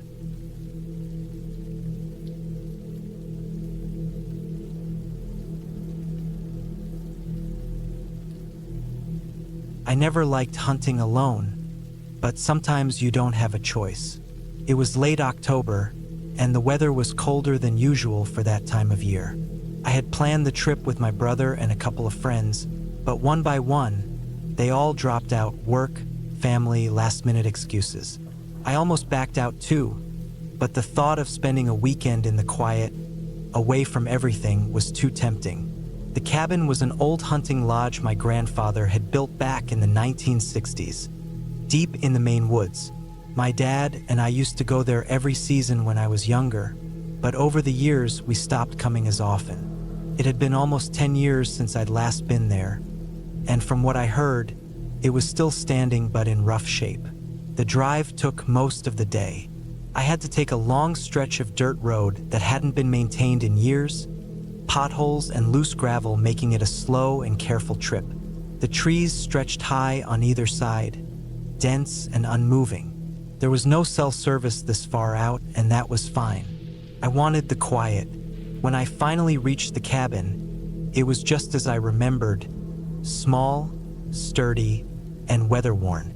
The wood was grayer than before, and the roof sagged slightly at the edges. The front porch creaked under my weight, but the door still held strong. The old padlock rusted but intact. I unlocked it, stepping inside to a rush of stale, cold air. The inside was simple: one main room with a wood stove, a small kitchen, and a sleeping area in the back. There were still old supplies on the shelves: cans of beans, coffee, even a few bottles of water left over from years ago. I set down my bags, unpacked my rifle, and got to work cleaning up.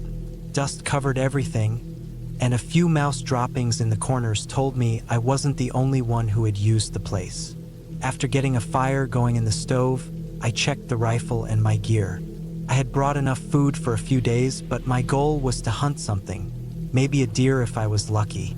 The sun was already getting low by the time I finished, the light outside turning deep orange. I stepped out onto the porch, scanning the tree line. It was silent. No wind, no birds, nothing. That wasn't unusual, but something about it unsettled me. Usually, you could hear the occasional crack of a branch, maybe the distant sound of an animal moving through the brush. But here, there was only stillness. That night, I ate a quick meal, read a few pages from an old book I had brought, and turned in early. The bed was just an old cot, uncomfortable and stiff, but it would do. I woke up to the sound of something moving outside. It wasn't loud, just the crunch of leaves, slow and deliberate. I stayed still, listening. Could have been a deer, maybe a raccoon, but something felt off. The steps weren't quick or random. They were steady, almost like someone was walking, pausing, then stepping again. I sat up, reaching for my rifle, careful not to make any noise. The fire in the stove had died down, leaving the room dark and cold. I waited, listening, trying to place the direction of the sound. It was near the tree line, maybe 20 or 30 yards away. Then it stopped. I held my breath. Minutes passed. Nothing. Finally, I let out a slow exhale, setting the rifle back down. Probably just an animal. Maybe my nerves were getting the better of me. I lay back down, closing my eyes. The next morning, I found tracks near the cabin. They weren't deer tracks. They were human. Boot prints, deep in the soft dirt, leading from the trees toward the cabin, then circling around it. I felt my stomach tighten. There was no reason for anyone to be out here. The nearest town was miles away, and the only people who knew about this cabin were family. My brother hadn't mentioned coming out here, and I hadn't told anyone else about my trip. I followed the tracks for a short distance, but they disappeared into the brush. Whoever it was, they had walked in a strange, looping pattern around the cabin before heading back into the woods. I stood there for a long time trying to figure out what to do. I could pack up and leave, but a part of me didn't want to. Could have been some lost hiker, someone passing through. But why walk around the cabin like that? Why come so close and not knock or make themselves known? I decided to stay. I spent the day hunting, hiking deeper into the woods. I set up in a clearing, rifle ready, scanning for movement. Hours passed, and I saw nothing. No deer, no tracks, not even birds flying overhead. It was like everything had left this place. As the sun dipped low, I started back toward the cabin. That's when I noticed something. A shape standing just inside the tree line, far enough away that I couldn't make out details. It wasn't moving, just standing there, half hidden by the branches. My stomach clenched. I raised my rifle slightly, not aiming, just holding it steady. The figure didn't move. I took a slow step forward, and as I did, it turned and disappeared into the trees. I stood there for what felt like forever. The sun was setting fast, and I didn't want to be out here in the dark. I forced myself to move, to keep walking back toward the cabin, every step feeling heavier than the last. When I reached the clearing where the cabin stood, I saw something that made my blood run cold. The door was open. I had locked it. I knew I had. The inside was the same as I had left it. Nothing was taken, nothing was moved except for one thing. My backpack. It was open, dumped out on the floor. Someone had been inside. That night, I didn't sleep. I sat in the chair near the wood stove, rifle in my lap, waiting. Every noise made my pulse spike. Sometime after midnight, I heard it again. The footsteps. This time, they came right up to the porch. I raised the rifle, heart pounding. The steps stopped. Then, slow and deliberate, the door handle rattled. I didn't move. For what felt like an eternity, I sat there, waiting, breath shallow, finger on the trigger. Then, without a sound, the footsteps retreated. The next morning, I packed up and left. I didn't try to track the prints. I didn't look back. I drove straight to town, heart still hammering. I never went back to that cabin. I don't know who was out there or what they wanted, but I wasn't going to wait around to find out.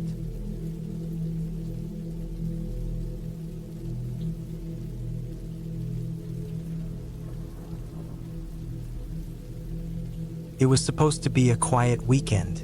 I wasn't looking for trouble. I wasn't looking for anything at all. But trouble has a way of finding you when you least expect it. The trip had been planned for weeks. Just me, some solitude, and a cabin deep in the woods. No phone calls, no emails, just the sound of the wind through the trees and the crackle of a fire at night. I had rented the place from an old man in town, a retired logger who barely spoke. He gave me the keys, took the cash, and pointed me in the right direction. The drive took nearly 2 hours, mostly on dirt roads that wound through thick forest. The cabin itself was small, old, but sturdy. A single room with a wood-burning stove, a simple bed, and a table with 2 chairs. A few old hunting trophies lined the walls. Dusty deer heads and a rusted trap that looked like it hadn't been used in decades. It was perfect. The first night was peaceful. I sat outside, watching the sky go dark, listening to the night sounds. An owl hooted somewhere in the distance. Insects buzzed. The forest was alive, but in a quiet, patient way. I had no reason to feel uneasy, but that changed the next day. I woke early, made some coffee on the stove, and decided to go for a walk. The woods were thick, untouched. The ground was soft underfoot, covered in years of fallen leaves and moss. It felt like I was walking through a world that had been left behind by time. After an hour, I found a clearing with a small creek running through it. I bent down, splashing my face with cold water, breathing in the fresh air. That's when I saw it. Deep in the trees, half hidden by branches. A cabin. Not mine. Someone else's. It looked abandoned. The wood was gray and weathered. The roof sagged slightly. No smoke from the chimney. No lights. No sign of life. I should have left, but curiosity got the better of me. I stepped closer, feeling my heartbeat pick up. Something about the place didn't feel right. The door was closed, but the lock was broken, hanging loose.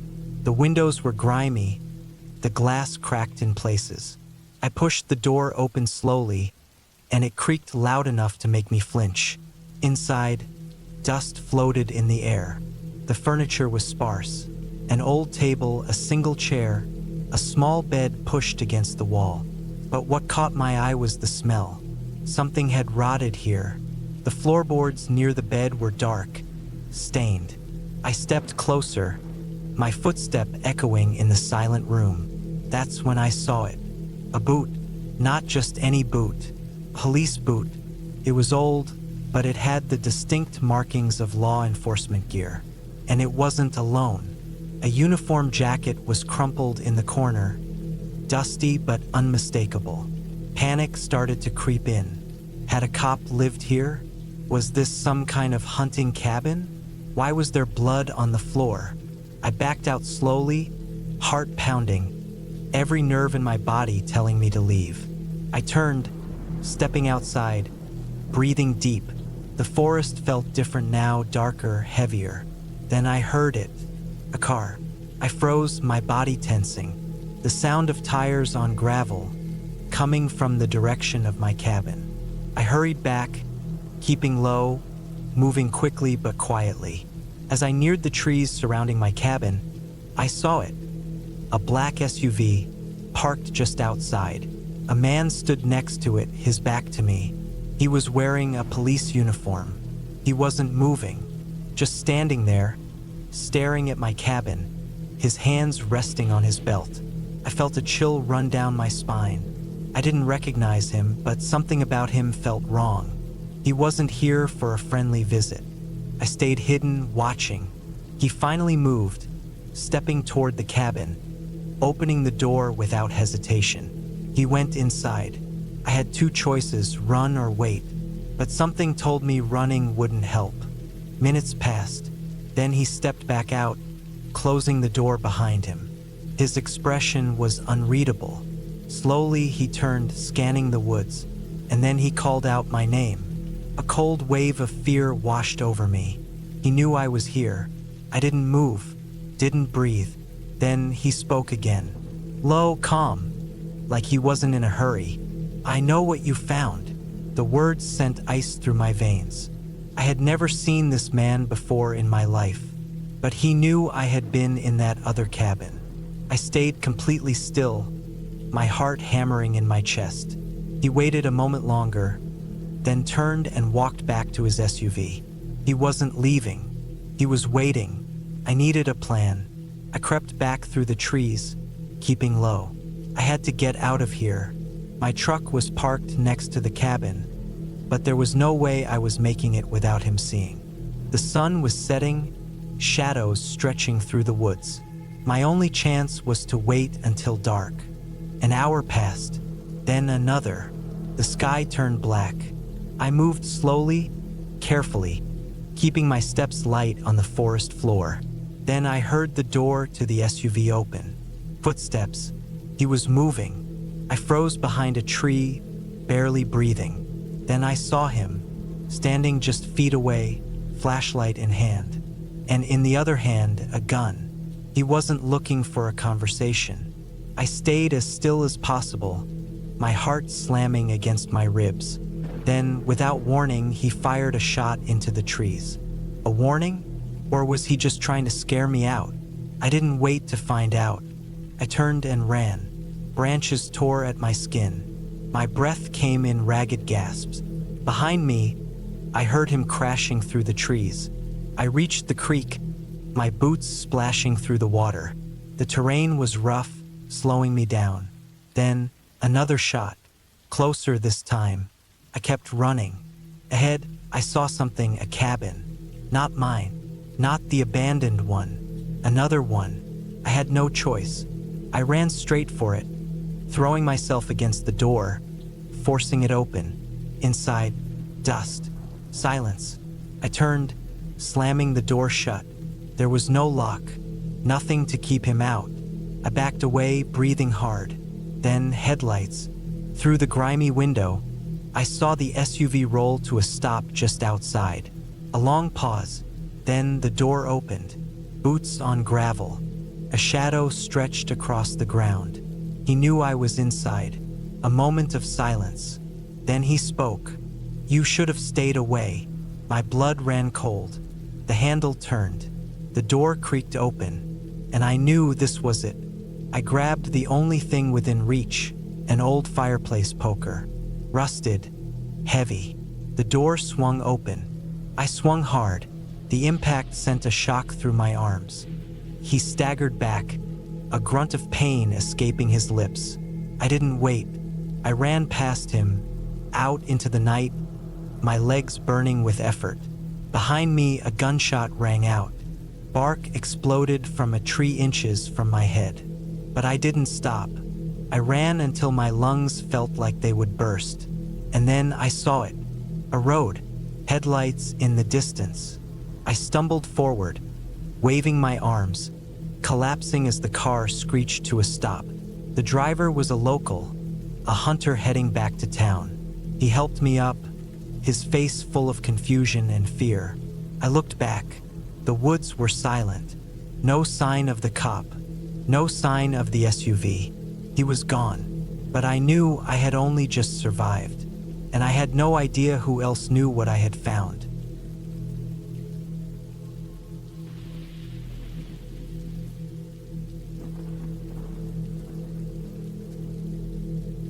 I never planned to be out there that long. I had been working on a small hunting cabin deep in the woods, a simple one-room place where I could stay during the season. I wasn't building anything fancy, just a sturdy structure with a slanted roof for walls and a wood-burning stove for heat. It was supposed to be a quiet, straightforward project, something to keep my hands busy and my mind occupied. The land belonged to an old friend of mine, a guy I had known since I was a teenager. He had a few acres out here, mostly untouched forest, and he had no problem letting me clear a small section to build. It wasn't easy getting the materials out here. I had to make multiple trips in my truck, carrying lumber, tools, and everything else I needed. I kept it all stacked under a tarp near the site, trying to keep it dry between workdays. That evening, I had only planned to do a little work, just enough to get the main frame up. The forecast had called for light rain, but nothing heavy. I had my rain gear, a flashlight, and my truck parked a few hundred feet away on an old logging road. I figured I'd work a few hours, then head back home before the rain picked up. The place was isolated. No one came out here unless they had a reason. It was miles from the nearest house and even farther from the closest town. No cell service, no traffic, no people. Just woods stretching in every direction. It was quiet, except for the sound of the wind through the trees and the occasional rustling of an animal moving through the underbrush. I started working just before sunset, hammering the first boards into place. I moved quickly, wanting to get as much done as I could before the rain got worse. The air was thick and damp, the kind of heavy humidity that comes before a storm. The first drops started falling around an hour in, a light drizzle at first, then steady rainfall. I pulled up my hood and kept working. By the time I had the frame up, the rain was coming down harder. I checked my watch. It was getting late, later than I had planned to stay. But I told myself I could get just a little more done. Just a few more nails. Just a few more boards. I don't know when I first noticed it. Maybe it was a sound, something faint beneath the hammering rain. Maybe it was just a feeling, that sensation you get when something isn't right. I stopped working and listened. The rain pattered against the leaves, against my tarp-covered pile of supplies, against the half-built cabin. The wind was picking up, making the trees creak and sway. But there was something else, a noise that didn't belong. I turned slowly, scanning the darkness. My flashlight beam cut through the rain, illuminating the wet ground, the trunks of the trees, the edge of my worksite. Nothing, just the woods. I stood there for a long moment, rain dripping off my hood, my breath coming slow and steady. Then I shook it off and went back to work. I told myself it was just my mind playing tricks on me. I had been out here alone for too long. The rain, the isolation, it was making me jumpy. But the feeling didn't go away. I kept catching myself glancing toward the tree line, my ears straining to hear something over the storm. A part of me wanted to pack up and leave, get in my truck and drive out of there, come back in the morning. But another part of me, the stubborn part, told me I was being ridiculous. I forced myself to focus, nail after nail, board after board. The sound of my hammer echoed through the clearing. The wind howled, and then I heard it. Footsteps, not mine, not an animal, someone walking. I froze, my heart pounding. My flashlight was still sitting on a stack of wood beside me, its beam pointing off into the dark. I reached for it slowly, my fingers wrapping around the handle. I turned it toward the sound. The rain made it hard to see, but I could just make out something moving at the edge of the trees. A shape, just barely visible through the curtain of rain. Person. They were standing still, just watching. I felt a rush of adrenaline. I wasn't supposed to be out here alone. No one was. There was no reason for someone else to be this deep in the woods, especially not in the middle of a storm. I didn't move, didn't say anything, just kept my light fixed on them. Then they took a step back, then another, and then they disappeared into the trees. I waited, holding my breath, my hands gripping the flashlight so tightly my knuckles ached. I listened, but the footsteps were gone. I don't know how long I stood there. A minute, maybe 5. The rain kept falling. The trees kept swaying. Everything else was silent. I should have left right then. Should have grabbed my keys and driven home as fast as I could. But I didn't. I don't know why. Maybe I didn't want to believe what I had seen. Maybe I thought I had imagined it. Or maybe I just didn't want to leave my work unfinished. I turned back to the cabin and forced myself to keep going. But I worked faster. Every nail, every board, I moved like I was on borrowed time. My flashlight stayed close, my eyes flicking toward the tree line every few seconds. The feeling never went away. I knew they were still out there, watching. By the time I finished, the rain was coming down so hard it was hard to see more than a few feet in front of me. I grabbed my tools, threw them into my bag, and headed for my truck. I didn't run. I wanted to, but I forced myself to walk, slow and steady, my flashlight beam cutting through the dark. When I reached my truck, I yanked the door open and climbed inside, locking the doors behind me. My hands were shaking as I started the engine. The headlights came on, illuminating the wet road ahead, the trees, the rain, and for just a moment, just a split second, I thought I saw someone standing at the edge of the light. Tall, still, watching. I slammed the truck into gear and got the hell out of there. I didn't go back the next day. Didn't go back the day after that either. When I finally did return a week later, the cabin was still there. My tools were still there. Nothing was missing, but I couldn't shake the feeling that someone had been there, that someone had been watching me, and maybe, just maybe, they still were.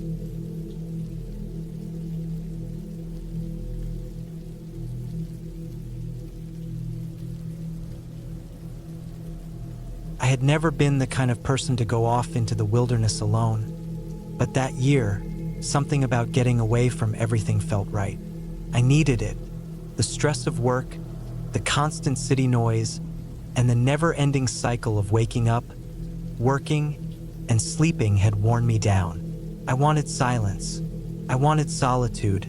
I wanted to hear nothing but the wind through the trees.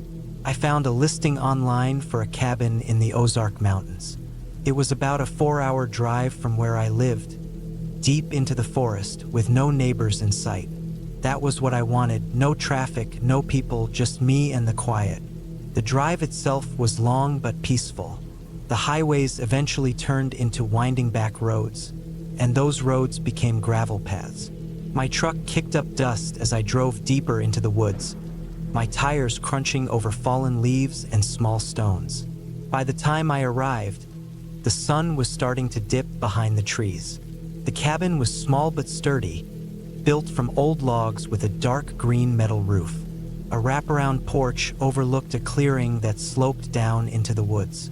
There was a fire pit, a woodpile stacked neatly beside the cabin, and an old outhouse a short walk away. I unlocked the door and stepped inside. The air smelled like wood and age, but not in a bad way. There was a simple setup, a small kitchen, a table, a couch, and a fireplace. A single bedroom was tucked in the back with a twin-sized bed. No television, no internet, no distractions. Exactly what I needed. I spent the first couple of hours unpacking, gathering some firewood, and making myself something to eat. By the time darkness settled over the trees, I was sitting outside in a worn wooden chair, watching the flames flicker in the fire pit. The night air was cool, crisp, and filled with the sounds of nature.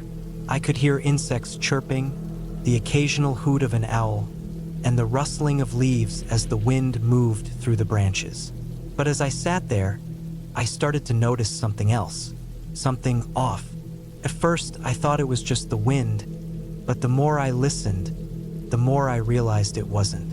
It was a sound distant, faint, but unmistakably there. A slow, rhythmic crunching, like footsteps on dry leaves. I turned my head toward the tree line, squinting into the darkness. I couldn't see anything, but the sound continued. It wasn't constant. It would stop for a while, then start again, always in a different place. I wasn't the kind of person to get spooked easily, but something about the way the footsteps moved, pausing and shifting positions, made my skin crawl. It wasn't an animal. It wasn't the wind. Someone was out there. I tried to shake it off. Maybe a hiker had wandered too close.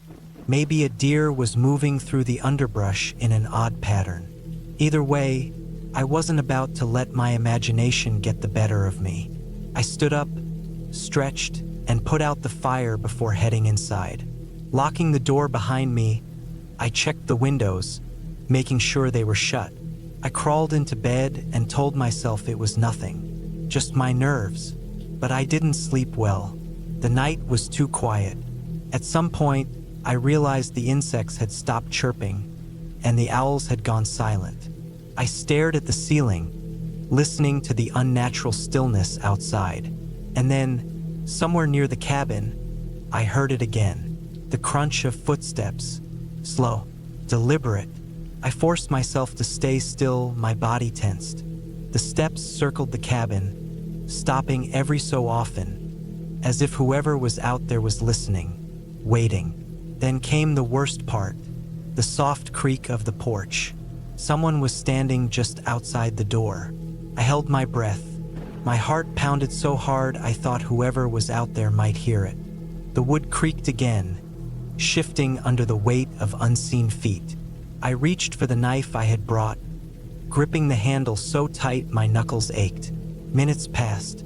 The sounds eventually faded. I stayed awake until dawn, too afraid to move, waiting for the sun to rise. When morning came, I stepped outside, knife still in hand. The porch was empty, but there were tracks, shoe prints, deep and clear in the dirt, leading around the cabin. I wasn't alone out here. The thought made my stomach turn. I had come here for peace, for solitude, but now all I wanted was to leave. I packed up my things as fast as I could. I didn't even eat breakfast. My hands were shaking as I threw my bag into the truck and started the engine. I didn't look back as I pulled away. I drove faster than I should have, barely slowing down for the winding roads. I just wanted to get out, to be somewhere with people, somewhere with cell service. It wasn't until I reached the highway that I finally took a breath. I grabbed my phone and checked my messages. My reception was back. My hands were still unsteady as I opened the cabin rental site, scrolling to find the listing so I could report what happened. But the listing was gone. I checked my email, looking for my booking confirmation. It wasn't there. It was like the cabin had never existed. I sat there, my mind racing. I had been there. I had the key, the memories, the fear still crawling under my skin. But according to the website, the place didn't exist. I don't know who was out there that night. I don't know why the cabin vanished from the listing. But I do know one thing. I'll never go back into the woods alone again.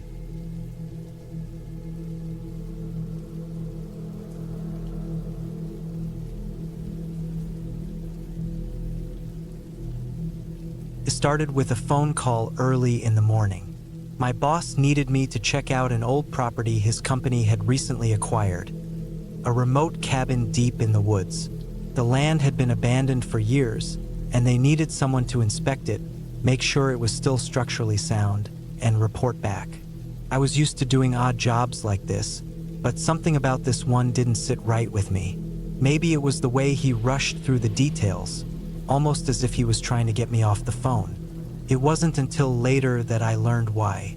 The cabin was located in a part of the state that had been mostly forgotten. Old logging roads led to it, barely maintained, overgrown with weeds and lined with trees that had swallowed up whatever remained of human presence. The last recorded owner had disappeared years ago, and there were no clear records of what had happened to him. The land had been passed around between different owners, eventually landing in the hands of the company I worked for. The drive took hours. The deeper I went, the fewer signs of civilization I saw. No gas stations, no houses, no other cars. Just miles of trees, dirt roads, and the occasional rusted-out vehicle that had been left behind to rot. The sky was overcast, the kind of heavy gray that made everything feel colder than it actually was. By the time I reached the property, I already felt uneasy. The cabin stood alone in a clearing, surrounded by trees that looked like they had been trying to reclaim the structure for years. The wood was old, warped from years of exposure to the elements. The roof sagged in places, the windows were boarded up, and the front door looked like it had been forced open before. There were no signs of animals or even birds, just an eerie, unnatural silence. I parked the truck a few yards away and got out, scanning the area. The ground was uneven, covered in dead leaves, patches of moss, and old tire tracks that had long since faded. The air smelled damp, like rotting wood and earth. I had a bad feeling about the place. Still, I had a job to do. I grabbed my flashlight and made my way toward the cabin. The front steps groaned under my weight as I climbed them, the wood brittle beneath my boots. I reached for the door, half expecting it to be locked, but it swung open with a low, drawn-out creak. The inside was worse than I expected. Dust coated every surface, thick enough to suggest that no one had set foot inside for years. The furniture was still there. An old wooden table, a few chairs, a rusted-out stove in the corner, but everything was covered in dirt and cobwebs. The walls were lined with peeling wallpaper, the kind that might have been yellow once but had since faded to a sickly brown. The smell inside was worse than outside. Stale air mixed with something else, something I couldn't quite place. I stepped further in, shining my flashlight around. The floor felt unstable in places, the wood soft from years of neglect. There were old papers scattered across the table, faded and unreadable. A single cup sat on the counter, coated in dust, as if someone had left in a hurry and never returned. Then I heard it, a sound from deeper inside the cabin, a dull, dragging noise. I froze, my grip tightening on the flashlight. It was probably an animal, I told myself, a raccoon or a possum, maybe even a stray dog that had taken shelter inside. But then I heard it again, a slow, deliberate movement, not an animal. I turned toward the sound, my heart hammering in my chest. The hallway at the back of the cabin led to 2 rooms. One of the doors was slightly open. I could see a sliver of darkness beyond it. I took a step forward, then another. The smell grew stronger. I reached the door and pushed it open the rest of the way. The room was empty. A single bed sat against the wall, the mattress torn and stained. A small dresser stood in the corner, one of the drawers half open. The window was covered in grime, barely letting any light through. The air was thick, suffocating. I scanned the room, my pulse still racing. Nothing, no signs of anyone. But then the closet door. It was slightly ajar. The thin, dark gap. I stared at it, my mind racing. Had it been like that before? I took a step closer, reached out, pulled it open. Nothing. Just old coats hanging from a rusted rod, their fabric stiff with age. A few pairs of shoes lined up neatly on the floor, untouched by time. I let out a slow breath. Maybe I was overthinking things. I turned to leave, and that's when I saw it. The marks on the floor, deep scratches in the wood, leading from the closet to the bed, like something had been dragged. I stared at them, my stomach twisting into knots. Something wasn't right. I backed away slowly, my eyes darting around the room. The walls felt like they were closing in. The silence felt heavier, pressing against my skin. I needed to get out. I turned and walked out of the room, my boots making the floor creak with every step. Then I heard it again, a sound from behind me, not a creak, not a rustle. Breathing. I didn't stop to check. I bolted for the front door, nearly tripping over myself in my rush to get out. I stumbled down the steps, my hands shaking as I fumbled for my truck keys. I climbed in, locked the doors, and started the engine. My headlights illuminated the cabin one last time before I reversed down the path, kicking up dirt as I sped away. I didn't stop until I reached the main road. I didn't look back. I called my boss as soon as I had service again. Told him the place was unstable, unsafe, that they should forget about the property. He didn't argue. He just said, understood, like he already knew, like he had expected it. I never went back, and I never asked why.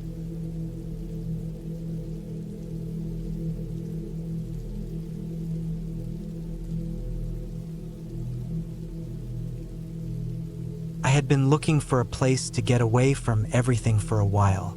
The kind of place where the world didn't feel so loud, where I could go for days without seeing another person. I wasn't the kind of guy who craved social interaction anymore. At 39, I had burned out from the constant cycle of work, bills, and responsibility. My divorce 2 years ago had stripped me of everything I thought I had. My home, my savings, and worst of all, my time with my son. That's why when I found the old cabin listing, I couldn't stop thinking about it. It wasn't much, just a simple one-room place in the mountains of New Mexico, deep in the Carson National Forest. The land was cheap, mostly because it was in the middle of nowhere. The nearest real town was an hour away, and the last stretch of the road leading up to it wasn't even paved.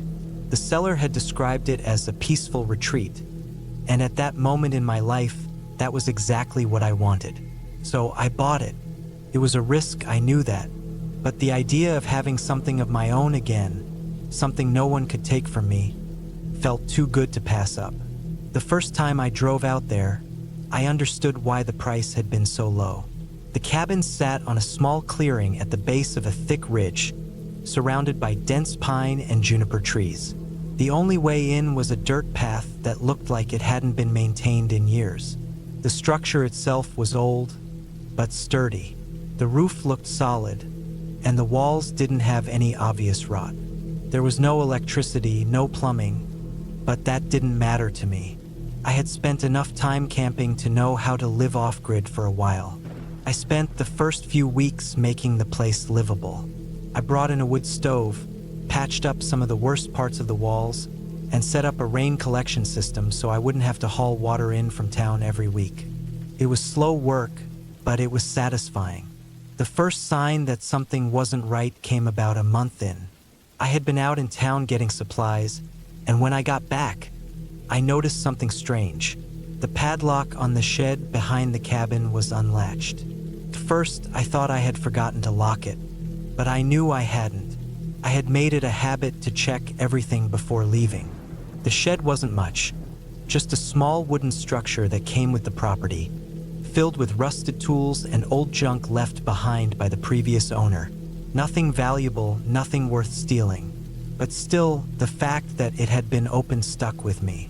That night, I lay awake in my cot, listening. The forest had a way of playing tricks on your mind. Twigs snapping, leaves rustling. It all sounded like something moving just outside. I told myself it was just my nerves, but I kept the rifle next to my bed anyway.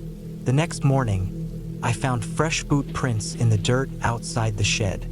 I wasn't alone out there. I spent the day trying to convince myself it was nothing. Maybe a lost hiker had passed through. Maybe some local had been checking out the property out of curiosity. But there was something about the prints that didn't sit right. They weren't scattered like someone walking aimlessly. They were deliberate, circling the cabin, stopping by the windows, standing at the front door. Whoever it was, they had been watching me. I started being more careful after that. I kept my rifle loaded and made sure to lock everything up tight before dark.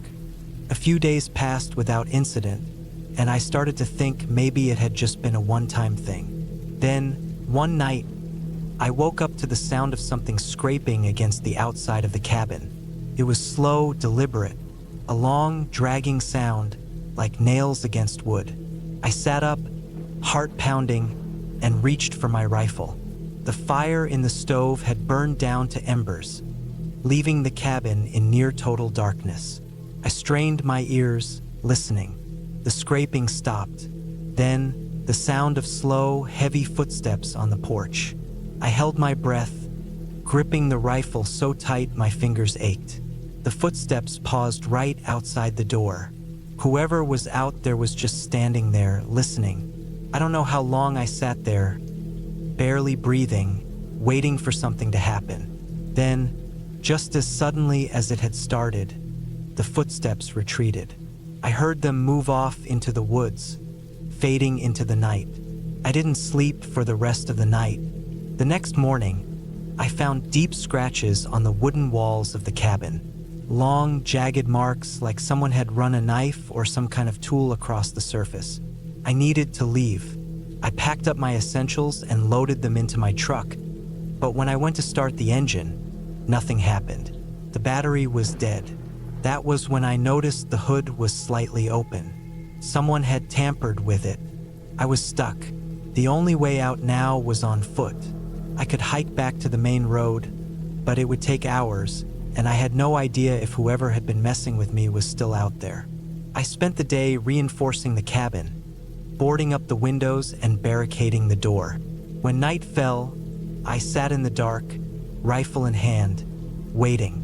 The noises started just after midnight. First, the sound of movement in the trees.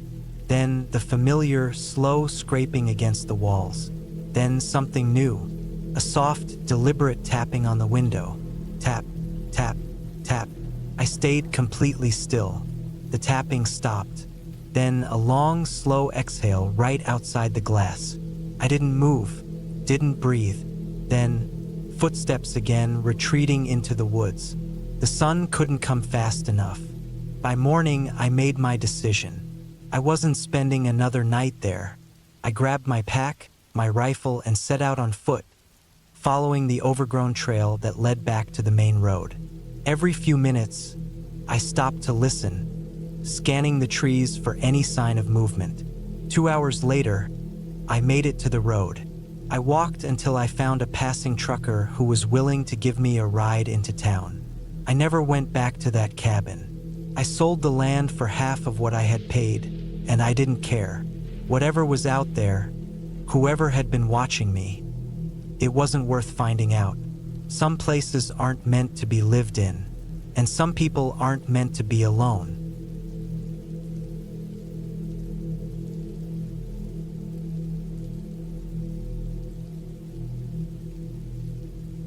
I never planned to stay in the cabin for long. It was supposed to be a quick weekend away. Just me, the quiet woods, and the simple pleasure of being alone. No work, no emails, no phone calls. Just peace. The cabin belonged to an old friend of mine, someone I hadn't seen in years. He told me it was barely used, just sitting there in the middle of nowhere, waiting for someone to appreciate it. It sounded perfect. I packed light, some food, a sleeping bag, and a rifle just in case. The place was deep in the woods, past an old dirt road that barely looked drivable. I had to park my truck half a mile away and hike the rest of the distance. The moment I stepped onto the property, I felt the silence pressing in. It wasn't the peaceful kind of quiet I had been hoping for. It was something else, too still, too empty. The cabin was small, made of old wood that had darkened over the years. It had one door, 2 small windows, and a chimney that looked like it hadn't been used in a long time.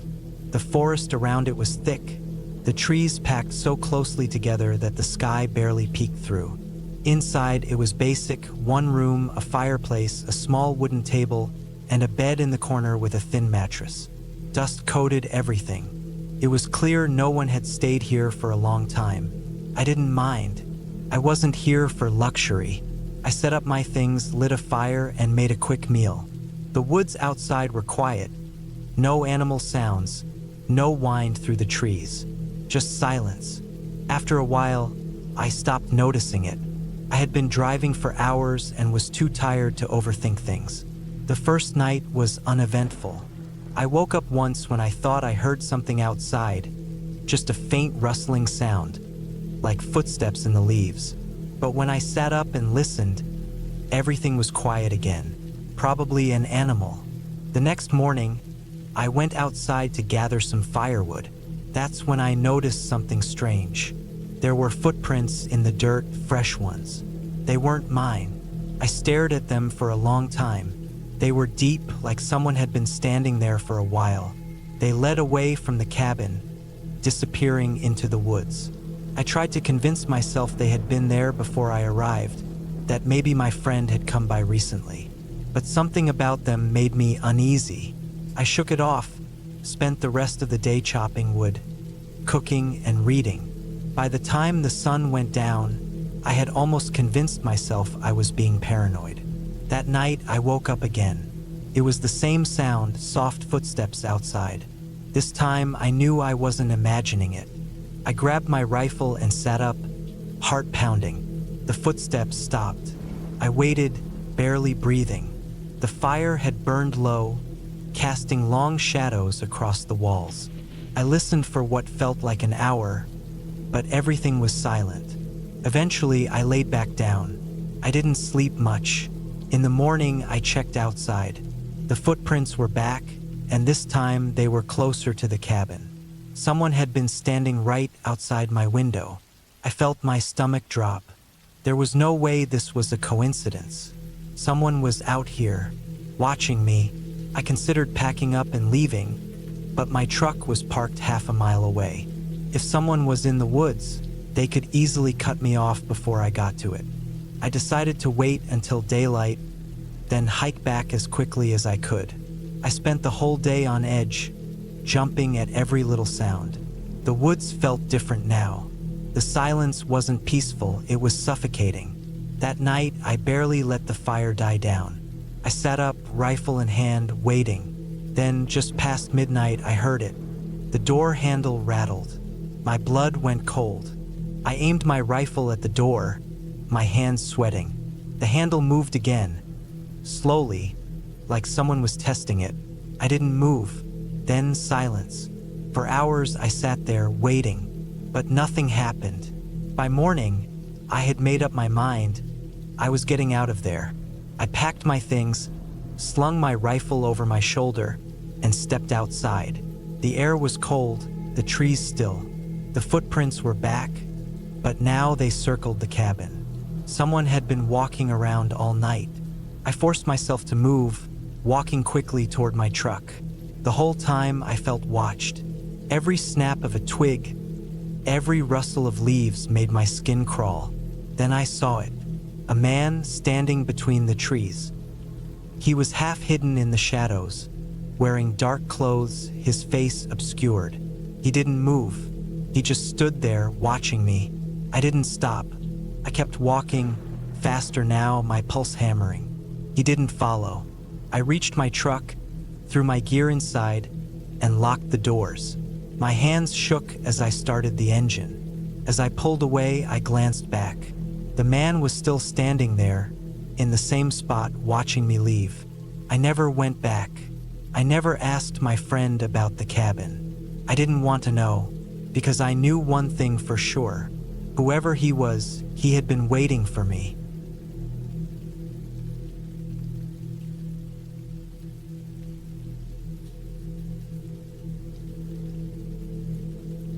I never liked going out into the woods, but my cousin Mark always did.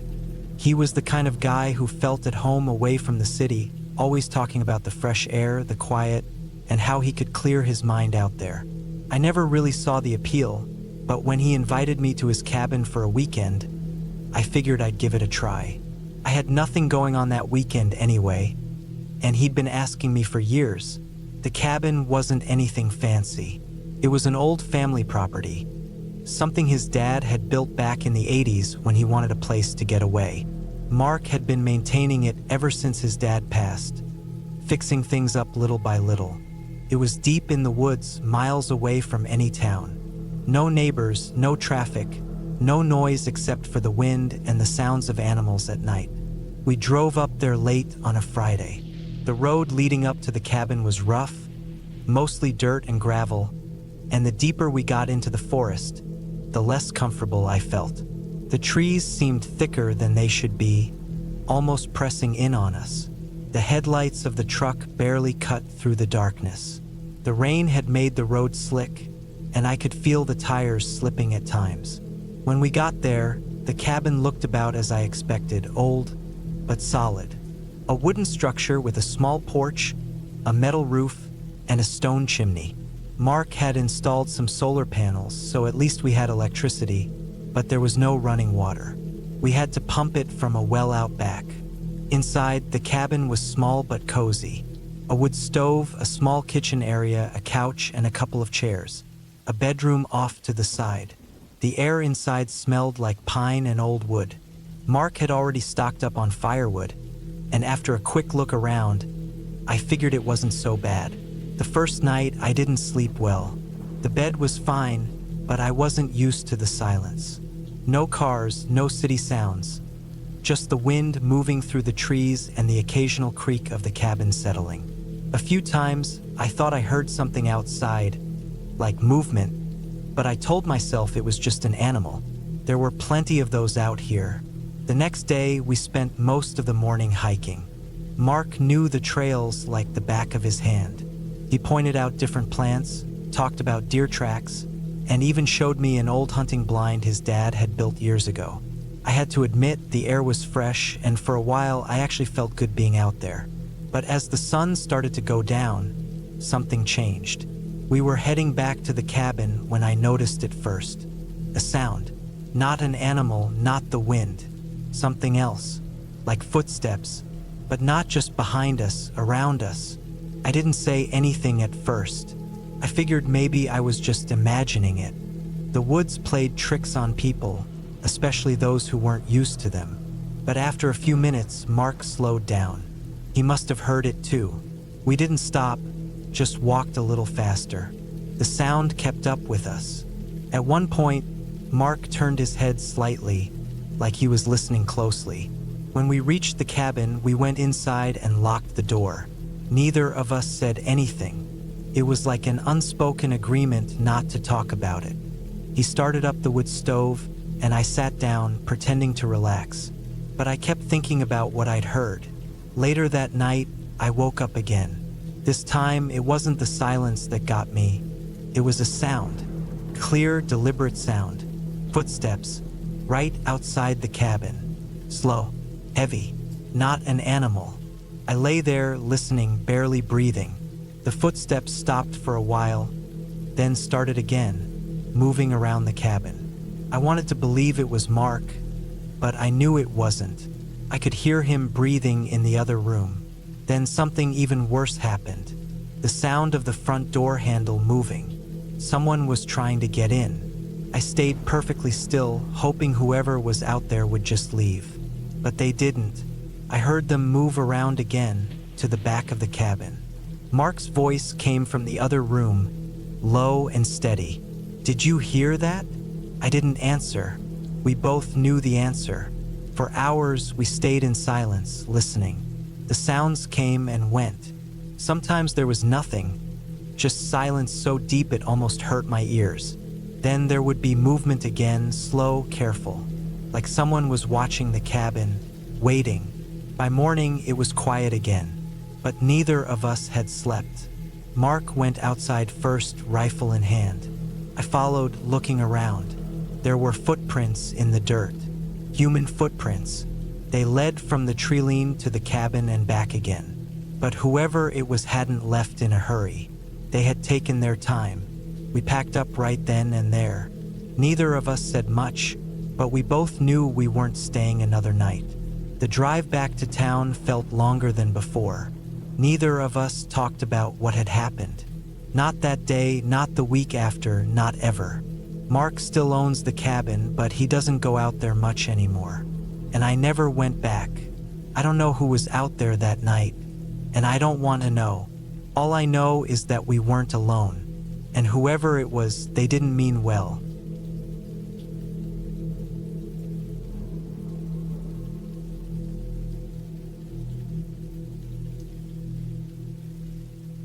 It was the kind of place you'd only see if you were lost. Hidden deep in the woods, past an old dirt road no one used anymore, the graveyard cabin stood at the edge of a forgotten burial ground. I wouldn't have been there if I had a choice, but life doesn't always give you one. It started with my uncle's death. I hadn't seen him in years, not since I was a kid, but when I got a letter saying he'd left me his cabin, I figured I should at least see what it was before selling it. I didn't have much keeping me in the city. A job I hated, a tiny apartment with noisy neighbors, nothing that mattered. So I packed my things and drove out, thinking maybe I'd spend a few nights there, clear my head, and then get rid of the place. The drive took longer than expected. The roads got worse the farther I went, turning from pavement to gravel to dirt. My phone lost signal miles before I reached the cabin, which didn't surprise me. I had printed a map, just in case, but the closer I got, the less sure I was that I wanted to be there. The first thing I saw was the graveyard. It wasn't big, just a few dozen headstones, some so worn down I could barely read them. A few were broken, others leaned like they might fall over at any second. The whole place looked forgotten. Overgrown weeds wrapped around the graves, and the trees hung low, casting long shadows even in the middle of the day. Then I saw the cabin. It was smaller than I imagined. A single-story wooden structure with a sagging porch and a roof that looked like it could use some work. The windows were dirty, but the door was intact, and the lock worked. I stepped inside and was hit by the smell of dust and old wood. The place was empty except for some basic furniture. A small bed, a table, a couple of chairs. I checked every corner just to be sure I was alone. The cabin was simple. One main room, a tiny kitchen area, and a bathroom in the back. There was no electricity, no running water. Just a fireplace and an old oil lamp on the table. I should have left. Something about the place felt off. Not haunted, not supernatural, just wrong. But I told myself it was just the isolation, the silence. I wasn't used to being so far from everything. I spent the first night lying awake, listening to the wind push against the trees. Every sound was louder than it should have been. The creak of the old wooden walls, the rustling leaves, even my own breathing. I kept telling myself it was just my imagination. The second night, I noticed something strange. I had left my boots by the door before bed, but when I woke up, they were moved. Not by much, just a few inches to the left. I thought maybe I had kicked them in my sleep, but I couldn't shake the feeling that something was off. Then I found the footprints. They were just outside the cabin, near the graveyard. Deep, heavy prints in the dirt. At first, I thought they were mine, but they were bigger, and there were more than one set. I didn't sleep that night. I sat by the window, oil lamp flickering, watching the tree line. Nothing moved, but I knew someone had been there. By the third day, I decided I had to leave, but my truck wouldn't start. The engine turned over, but it wouldn't catch. I checked under the hood, but I wasn't a mechanic. I had no idea what was wrong.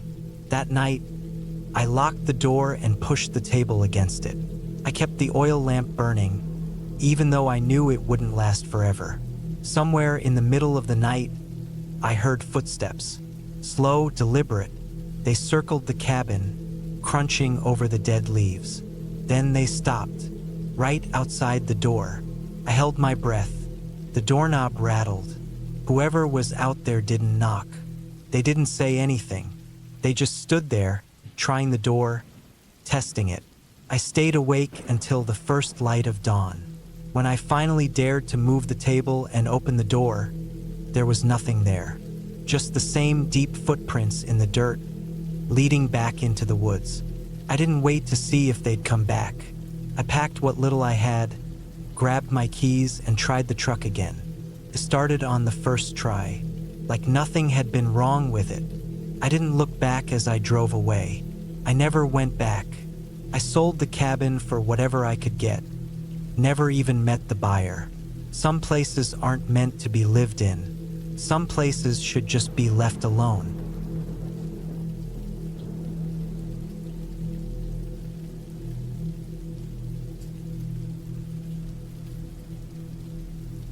It had been years since I last drove through that stretch of road. I never had a reason to, and I never wanted one. But life has a strange way of forcing you into places you swore you'd never go again. That night, the highway was flooded with rain, and visibility was barely more than a few feet. My original route was blocked because of an accident, and my only other option was to take the back roads. I should have turned around. I should have found another way, but instead, I drove straight into the past. The road was just like I remembered, narrow, winding, cutting through miles of dense trees. There were no streetlights out here, just the dull glow of my headlights bouncing off the rain-soaked pavement. The wipers struggled to keep up with the downpour, and every few minutes, I had to lean forward, squinting through the windshield just to stay on the road. I knew exactly where I was. A few more turns and I'd be passing the cabin. The one my ex-wife and I had bought together. The one we used to spend weekends in. The one I hadn't seen since the divorce. I gripped the wheel tighter, my knuckles white. When I rounded the bend, my headlights caught the edge of the cabin's front porch. For a split second, I considered speeding up, just blowing past it without a second glance. But then something made me slow down. Something was off. The porch light was on. I frowned. As far as I knew, no one lived there anymore. After the divorce, she moved out of state, and last I heard, the place had been abandoned. Overgrown. Falling apart. But that light, it shouldn't have been on. I eased off the gas, letting the truck roll forward at a crawl. My hands were tight on the wheel, my breath shallow. The rain hammered against the roof, filling the cab with a steady, deafening rhythm. I kept my eyes on the cabin. The door was closed. The windows were dark, but the porch light cast a weak, yellow glow over the wooden steps, highlighting something that sent a chill down my spine. There were fresh footprints leading up to the door. I let the truck roll past a little farther, trying to convince myself that it was nothing. Maybe someone had bought the place. Maybe squatters had moved in. Maybe a shadow moved. I slammed the brakes. The figure stood near the side of the cabin, just past the reach of the porch light. I could barely make out the shape. A person, tall, motionless, half hidden in the darkness. I didn't move. For a long moment, we just stared at each other. Or at least I stared. I couldn't see their face. Couldn't even tell if they were facing me at all. They just stood there, unmoving, as the rain poured down. Something about the way they stood made my stomach twist. I should have driven away. I should have left that place in my rearview mirror and never looked back. But something about it pulled at me. Some part of me needed to know who it was, why they were there. I put the truck in reverse, backing up just enough so that my headlights lit up the side of the cabin. The figure was gone. My heart pounded in my chest. I looked around, scanning the trees, the porch, the driveway. Nothing, just the rain and the night. I should have left. But then I saw the door. It was open. I knew for a fact that it had been closed when I passed by. But now it was cracked open just enough to show the darkness inside. I felt a cold weight settle in my stomach. Something told me to leave, to get as far away from that place as possible. But my body wasn't listening. I opened the door, stepped out into the rain. The cold hit me like a slap, soaking through my clothes instantly. My boots crunched against the wet gravel as I walked toward the cabin. The porch creaked under my weight. I reached for the door, hesitating just before touching it. A sound, a shuffling noise from inside. I felt my chest tighten. Every instinct in my body screamed at me to run. But instead, I pushed the door open. Darkness. The inside of the cabin smelled damp, like old wood and rot. The furniture was still there, dusty, covered in cobwebs. The couch we used to sit on. The old wooden table we ate dinner at. Everything was exactly the way we had left it, except now it felt wrong. I took a step inside, my boots echoing against the wooden floor. The sound felt too loud, too out of place. I listened, waiting, barely breathing. Nothing. Just the sound of rain dripping through a hole in the roof. I stepped farther in. The floor groaned under my weight. And then footsteps. Not mine. I turned so fast I nearly slipped. The sound had come from the back room. I knew that room. It used to be our bedroom. The door was slightly open. A sliver of darkness. I swallowed hard, forcing my legs to move. My boots were heavy, my breaths uneven. I reached out, pushed the door open. Empty. The window was open, rain blowing in. The curtains fluttered in the wind, casting shifting shadows across the floor. I stared at it, my mind racing. Had they gone out the window? Had they been standing in this very room, watching me as I walked through the front door? A noise behind me. I spun around. The front door. It was closed. I had left it open. My stomach dropped. Something was in here with me. I didn't think. I just moved. I ran through the cabin, shoving the door open with both hands. The rain hit me like ice, but I didn't stop.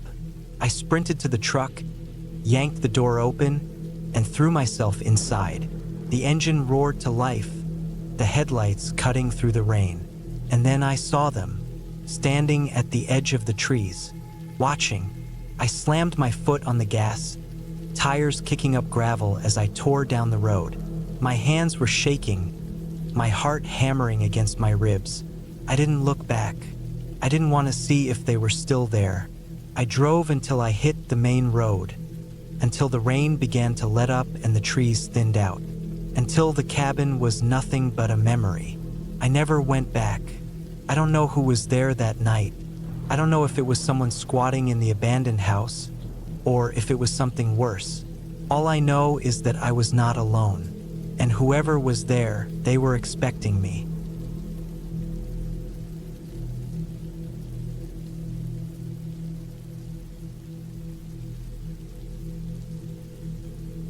I had taken a week off from work, needing to get away from everything. London was suffocating me. The noise, the crowds, the feeling of being surrounded but completely alone. I wanted silence, proper silence, not the kind where you can still hear the hum of traffic in the distance. I found a cabin for rent online, deep in the countryside of Northumberland. It was isolated, miles away from the nearest village, tucked into the woods at the end of a dirt track. The pictures showed a sturdy little wooden cabin with a small porch, a single chimney poking up from the roof, and a thick tree line surrounding it. It looked perfect. The drive out there took most of the afternoon. The roads got narrower the further I went, the hedgerows closing in until they were brushing the sides of my car. The last stretch was a rough track through the woods, the trees growing thick and dark on either side. My tires crunched over gravel as I pulled up to the cabin. It looked just like the pictures. Small but well kept, a stack of firewood piled up against one side, a few steps leading up to the porch. I killed the engine and sat there for a moment, listening to the quiet. No cars, no voices, just the rustling of the trees in the breeze. Inside, the cabin was simple. A single open-plan room with a kitchen along one wall, a wood-burning stove, a sofa, and a small table. A narrow door led to the bedroom, and beyond that was the bathroom. The windows were small, framed by thick wooden shutters. It smelled like wood and dust, like no one had been inside for a while. I unpacked my things, made a cup of tea, and sat on the porch as the sun set behind the trees. The woods stretched endlessly in all directions, dark and still. I didn't feel nervous, just aware of how alone I was. That was the whole point, though. I had come here to be alone. The first night was uneventful. I built a fire in the stove, read for a while, then went to bed early. The silence was almost too much at first, pressing in on me, but I must have been more exhausted than I realized because I fell asleep quickly. The second day, I explored the woods. There was an old path leading away from the cabin, overgrown but still visible, winding deeper into the trees. I followed it for an hour, stepping over fallen branches and ducking under low-hanging limbs. I didn't see another soul. No houses, no sign of anyone passing through. Just endless trees and the occasional burst of birdsong. That evening, as I was making dinner, I had the sudden feeling that I wasn't alone. It was strange, like a prickle on the back of my neck. I turned, half expecting to see someone standing there, but there was nothing, just the empty cabin. I shook it off. It was probably just my mind adjusting to the quiet after so long in the city. I ate my meal, sat by the fire, and tried to relax. I went to bed a little after 10. The wind had picked up outside, rattling the branches against the roof. I lay in the dark, listening. That's when I heard it. A sound outside. Not the wind, not an animal. Footsteps. Slow, deliberate footsteps on the porch. I stopped breathing, my body locked up, every muscle rigid. The sound continued. One step, then another, a soft creak of wood underweight. I forced myself to sit up, heart hammering. The shutters were closed, but I felt exposed, like whoever was outside could see straight through the walls. Then silence. I sat there for what felt like forever, ears straining. The wind hissed through the trees, but nothing else. No footsteps, no movement. After a long time, I convinced myself I had imagined it. The old wood of the porch shifting in the wind, maybe. That was all. Eventually, I lay back down, forcing myself to relax. Sleep took a long time to come. The next morning, I checked the porch. There were footprints, bare footprints, pressed into the thin layer of dirt and damp leaves. They led from the treeline to the cabin and stopped right outside the door. I stood there, staring. My stomach felt hollow. Someone had been here. I told myself it was a local, someone passing through. Maybe a hiker, someone curious about the cabin. But that didn't explain why they had been barefoot, or why they had stood so still, so silently, right outside my door. I thought about packing up and leaving, but I had paid for the whole week. I had come out here to get away, and I wasn't gonna let some weirdo ruin that. That night, I locked the door and wedged a chair under the handle. I closed the shutters tight. I sat up late by the fire, listening. Nothing. At some point, I must have dozed off because I woke up to a sound. Tapping. A slow, rhythmic tapping on the window. I sat up, throat dry. The fire had burned low, casting flickering shadows across the room. The tapping continued, steady, insistent. I didn't move. I barely breathed. Then something shifted outside. A shadow against the slats of the shutters. Someone was standing there, right outside the window. I stayed frozen for what felt like hours. Eventually, the shadow moved away. The tapping stopped. I didn't sleep for the rest of the night. The next morning, I checked the window. More footprints leading away into the trees. I had had enough. I packed my bag, threw everything into the car, and left. I didn't care about the refund. I just wanted to be gone. As I drove back down the track, I glanced in the rearview mirror.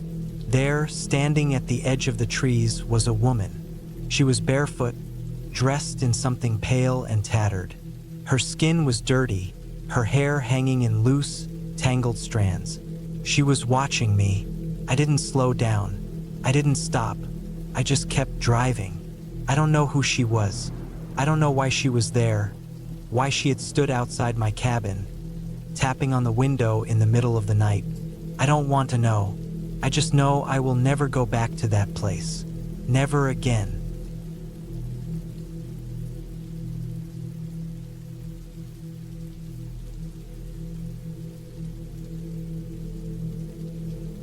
I was never the kind of person to believe in legends.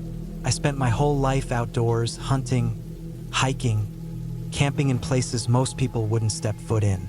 I trusted my gut, trusted my gun, and never let stories of strange creatures keep me from doing what I loved. That was before the winter of 2015, before I took a trip into the mountains and found a cabin that should have been empty. I had planned the trip for months. I needed time away, time to clear my head after everything that had happened that year. My dad had passed in the spring, and my work had been running me into the ground. I wasn't sleeping well, wasn't thinking straight, so I figured a week alone in the mountains would fix things. I knew the area well. It was in the Wyoming backcountry, miles away from anything. I had been there before, but never this deep into the valley. I had my rifle, my pack, enough food for a week, and a map showing a small, abandoned hunting cabin I could use for shelter. The drive took most of the day. I parked my truck near a dirt trail that led into the valley, packed my gear, and hiked in. Snow had started to fall by the time I reached the cabin. It was old, built in the early 1900s, the kind of place you'd expect a trapper to use. One window was cracked, the door was hanging loose, but it was solid. It would keep the cold out. I went inside and set up my gear. There was an old wood stove, a bunk in the corner, and a few shelves with rusted cans and a mouse-chewed blanket. The wind howled outside, and I was grateful for the walls. That first night, I slept hard. The kind of sleep that only comes when you've been hiking in cold air all day. But sometime in the early hours of the morning, something woke me up. A sound. It was faint, barely there, but enough to pull me from my sleep. Scratching. It came from the outside of the cabin, slow and deliberate. like something was dragging its nails against the wood. I sat up, heart pounding, listening. The wind had died down, and in the stillness, the noise was clear. Long, slow scratches against the cabin walls. I grabbed my rifle and stood up. My breath came in short, sharp bursts in the cold air. The scratching stopped. I waited. Nothing. After a long time, I convinced myself it had been a tree branch moving in the wind, even though I knew there were no trees close enough to touch the walls. I forced myself to lie back down. Sleep didn't come easy after that. The next morning, I stepped outside to check around the cabin. The snow was fresh, untouched, except for one thing: tracks. They led from the tree lean to the side of the cabin, right where I had heard the scratching. At first, I thought they were from a coyote or a wolf, but as I looked closer, my stomach dropped. They were wrong. The shape was off, almost human, but the stride was too long, the gait too uneven. Some prints were deep, as if whatever made them had landed hard, while others barely pressed into the snow. It wasn't an animal. It wasn't human. I followed the tracks to the edge of the woods, but they just stopped. No signs of turning back, no sign of anything. One moment they were there, the next they were gone. The rest of the day, I tried to push it from my mind. I went out to hunt, climbed up a ridge, spent hours in the snow, but something felt off. The woods were too quiet. No birds, no rustling branches, nothing. Just silence. That night, I locked the cabin door. I kept my rifle close. Sleep was uneasy. Sometime after midnight, the noise started again. It wasn't scratching this time. It was knocking. Slow, heavy knocks on the cabin door. I sat up, rifle in hand, staring at the door. My breath fogged in the air. The knocking came again. Steady, rhythmic. I stayed still. Another knock, then another, then silence. I don't know how long I sat there, gripping my rifle, heart pounding. I wanted to believe it was a person, but deep down, I knew it wasn't. Morning came slow. When the first light hit, I forced myself outside. I checked the ground, my stomach tightening when I saw the same tracks leading up to the door, and something else. A shape, a long, dark smudge in the snow, like something had been lying there, waiting. I should have left then, should have packed my gear and hiked out. But I told myself I was being paranoid, that the isolation was getting to me. That was my mistake. That night, I didn't sleep at all. I sat awake with my rifle, waiting. At some point, the knocking started again. Slow, deliberate. Then it moved. From the door to the wall. From the wall to the window. Then I heard something worse. Breathing. Long, slow breaths just outside the cabin. I didn't move, didn't make a sound. Then a whisper. Not words, just a sound. Low, crooked, almost human. My blood turned to ice. Then came the worst part. Spoke my name. Not in a voice I recognized. Not in any voice a person should have. It was stretched, broken, like someone was trying to form the words but didn't know how. I stayed frozen. The voice whispered again, longer this time. Then it started to scratch at the door.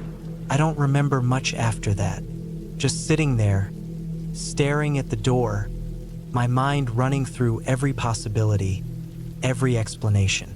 Then, just before dawn, the noises stopped. When daylight came, I made my decision. I packed my gear, stepped outside, and didn't look back. The tracks were everywhere, circling the cabin, leading in and out of the woods. But what made my skin crawl was the last set of tracks. They weren't human. They weren't animal. They looked like both, and they led away from the cabin into the trees. I hiked out that day, moving fast, not stopping. When I reached my truck, I felt something lift, like I had stepped out of something I wasn't supposed to be in. I never went back. A few weeks later, I told a friend about it, someone who knew the area well. He just nodded, face pale. "You were lucky," he said. I didn't ask what he meant. I didn't want to know. And to this day, I never went back to that valley. I never will. And I'll never forget the way it whispered my name.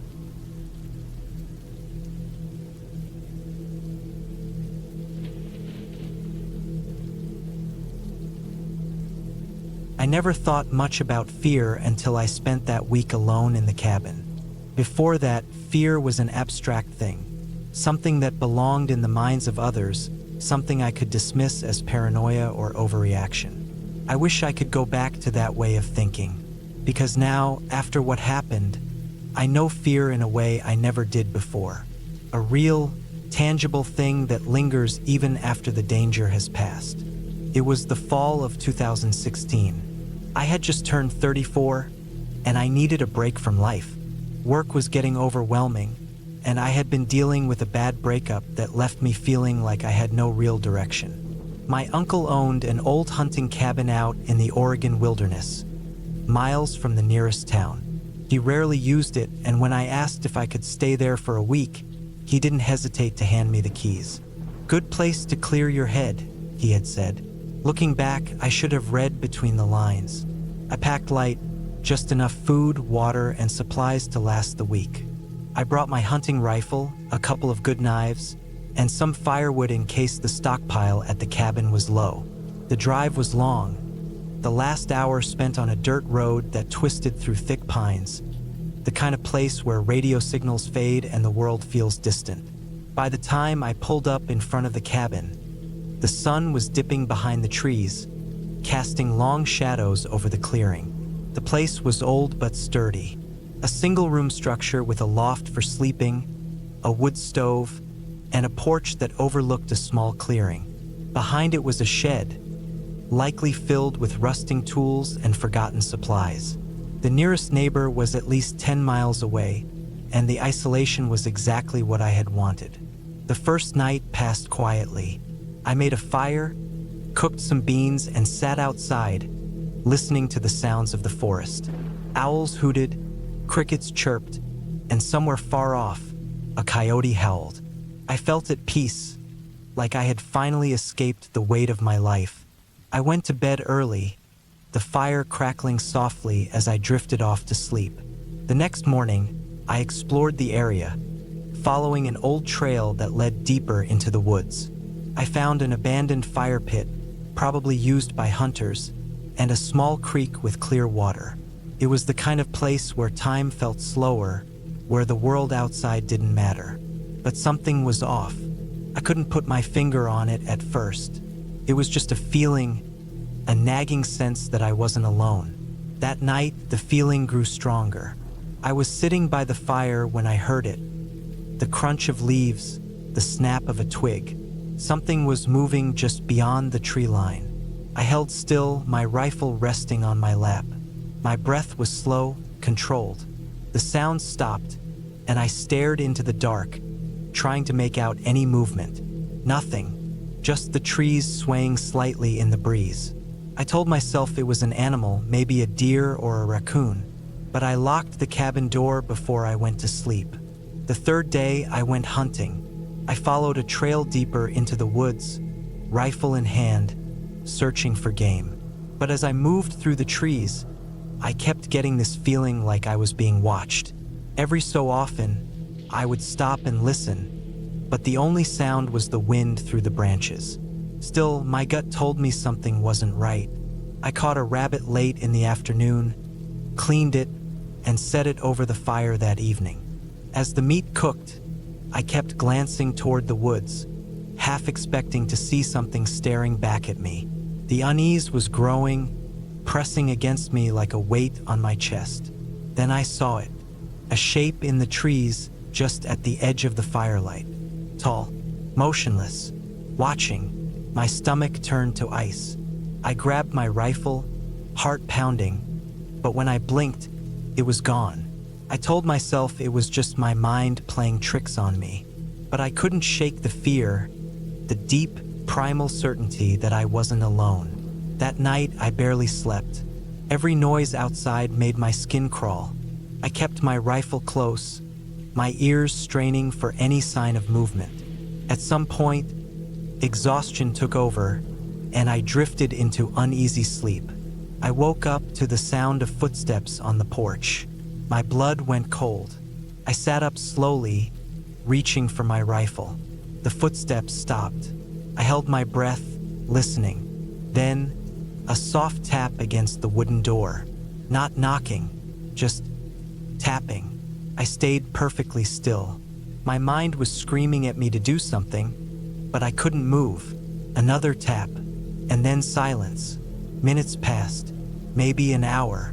I didn't know. Eventually, the first light of dawn crept through the windows, and I found the courage to move. Rifle in hand, I inched toward the door and yanked it open. Nothing, just the empty porch, the clearing bathed in early morning light. But then I saw it, the footprints. Human footprints, pressed into the dirt, leading from the tree line to my porch. And leading away. I didn't wait. I packed my things, threw them into the truck, and left. I didn't care about the food I left behind. The firewood stacked against the shed. I drove faster than I should have, barely slowing for the rough dirt road. I didn't stop until I hit pavement, until I saw another car, another person. I never told my uncle what happened. When he asked why I left early, I just said I wasn't feeling well. He never questioned it. Maybe he knew. Maybe that's why he never went there himself. I don't know who or what was out there that night, but I do know this. I wasn't alone. And I never will be, not really, because some things stay with you long after you leave the woods behind.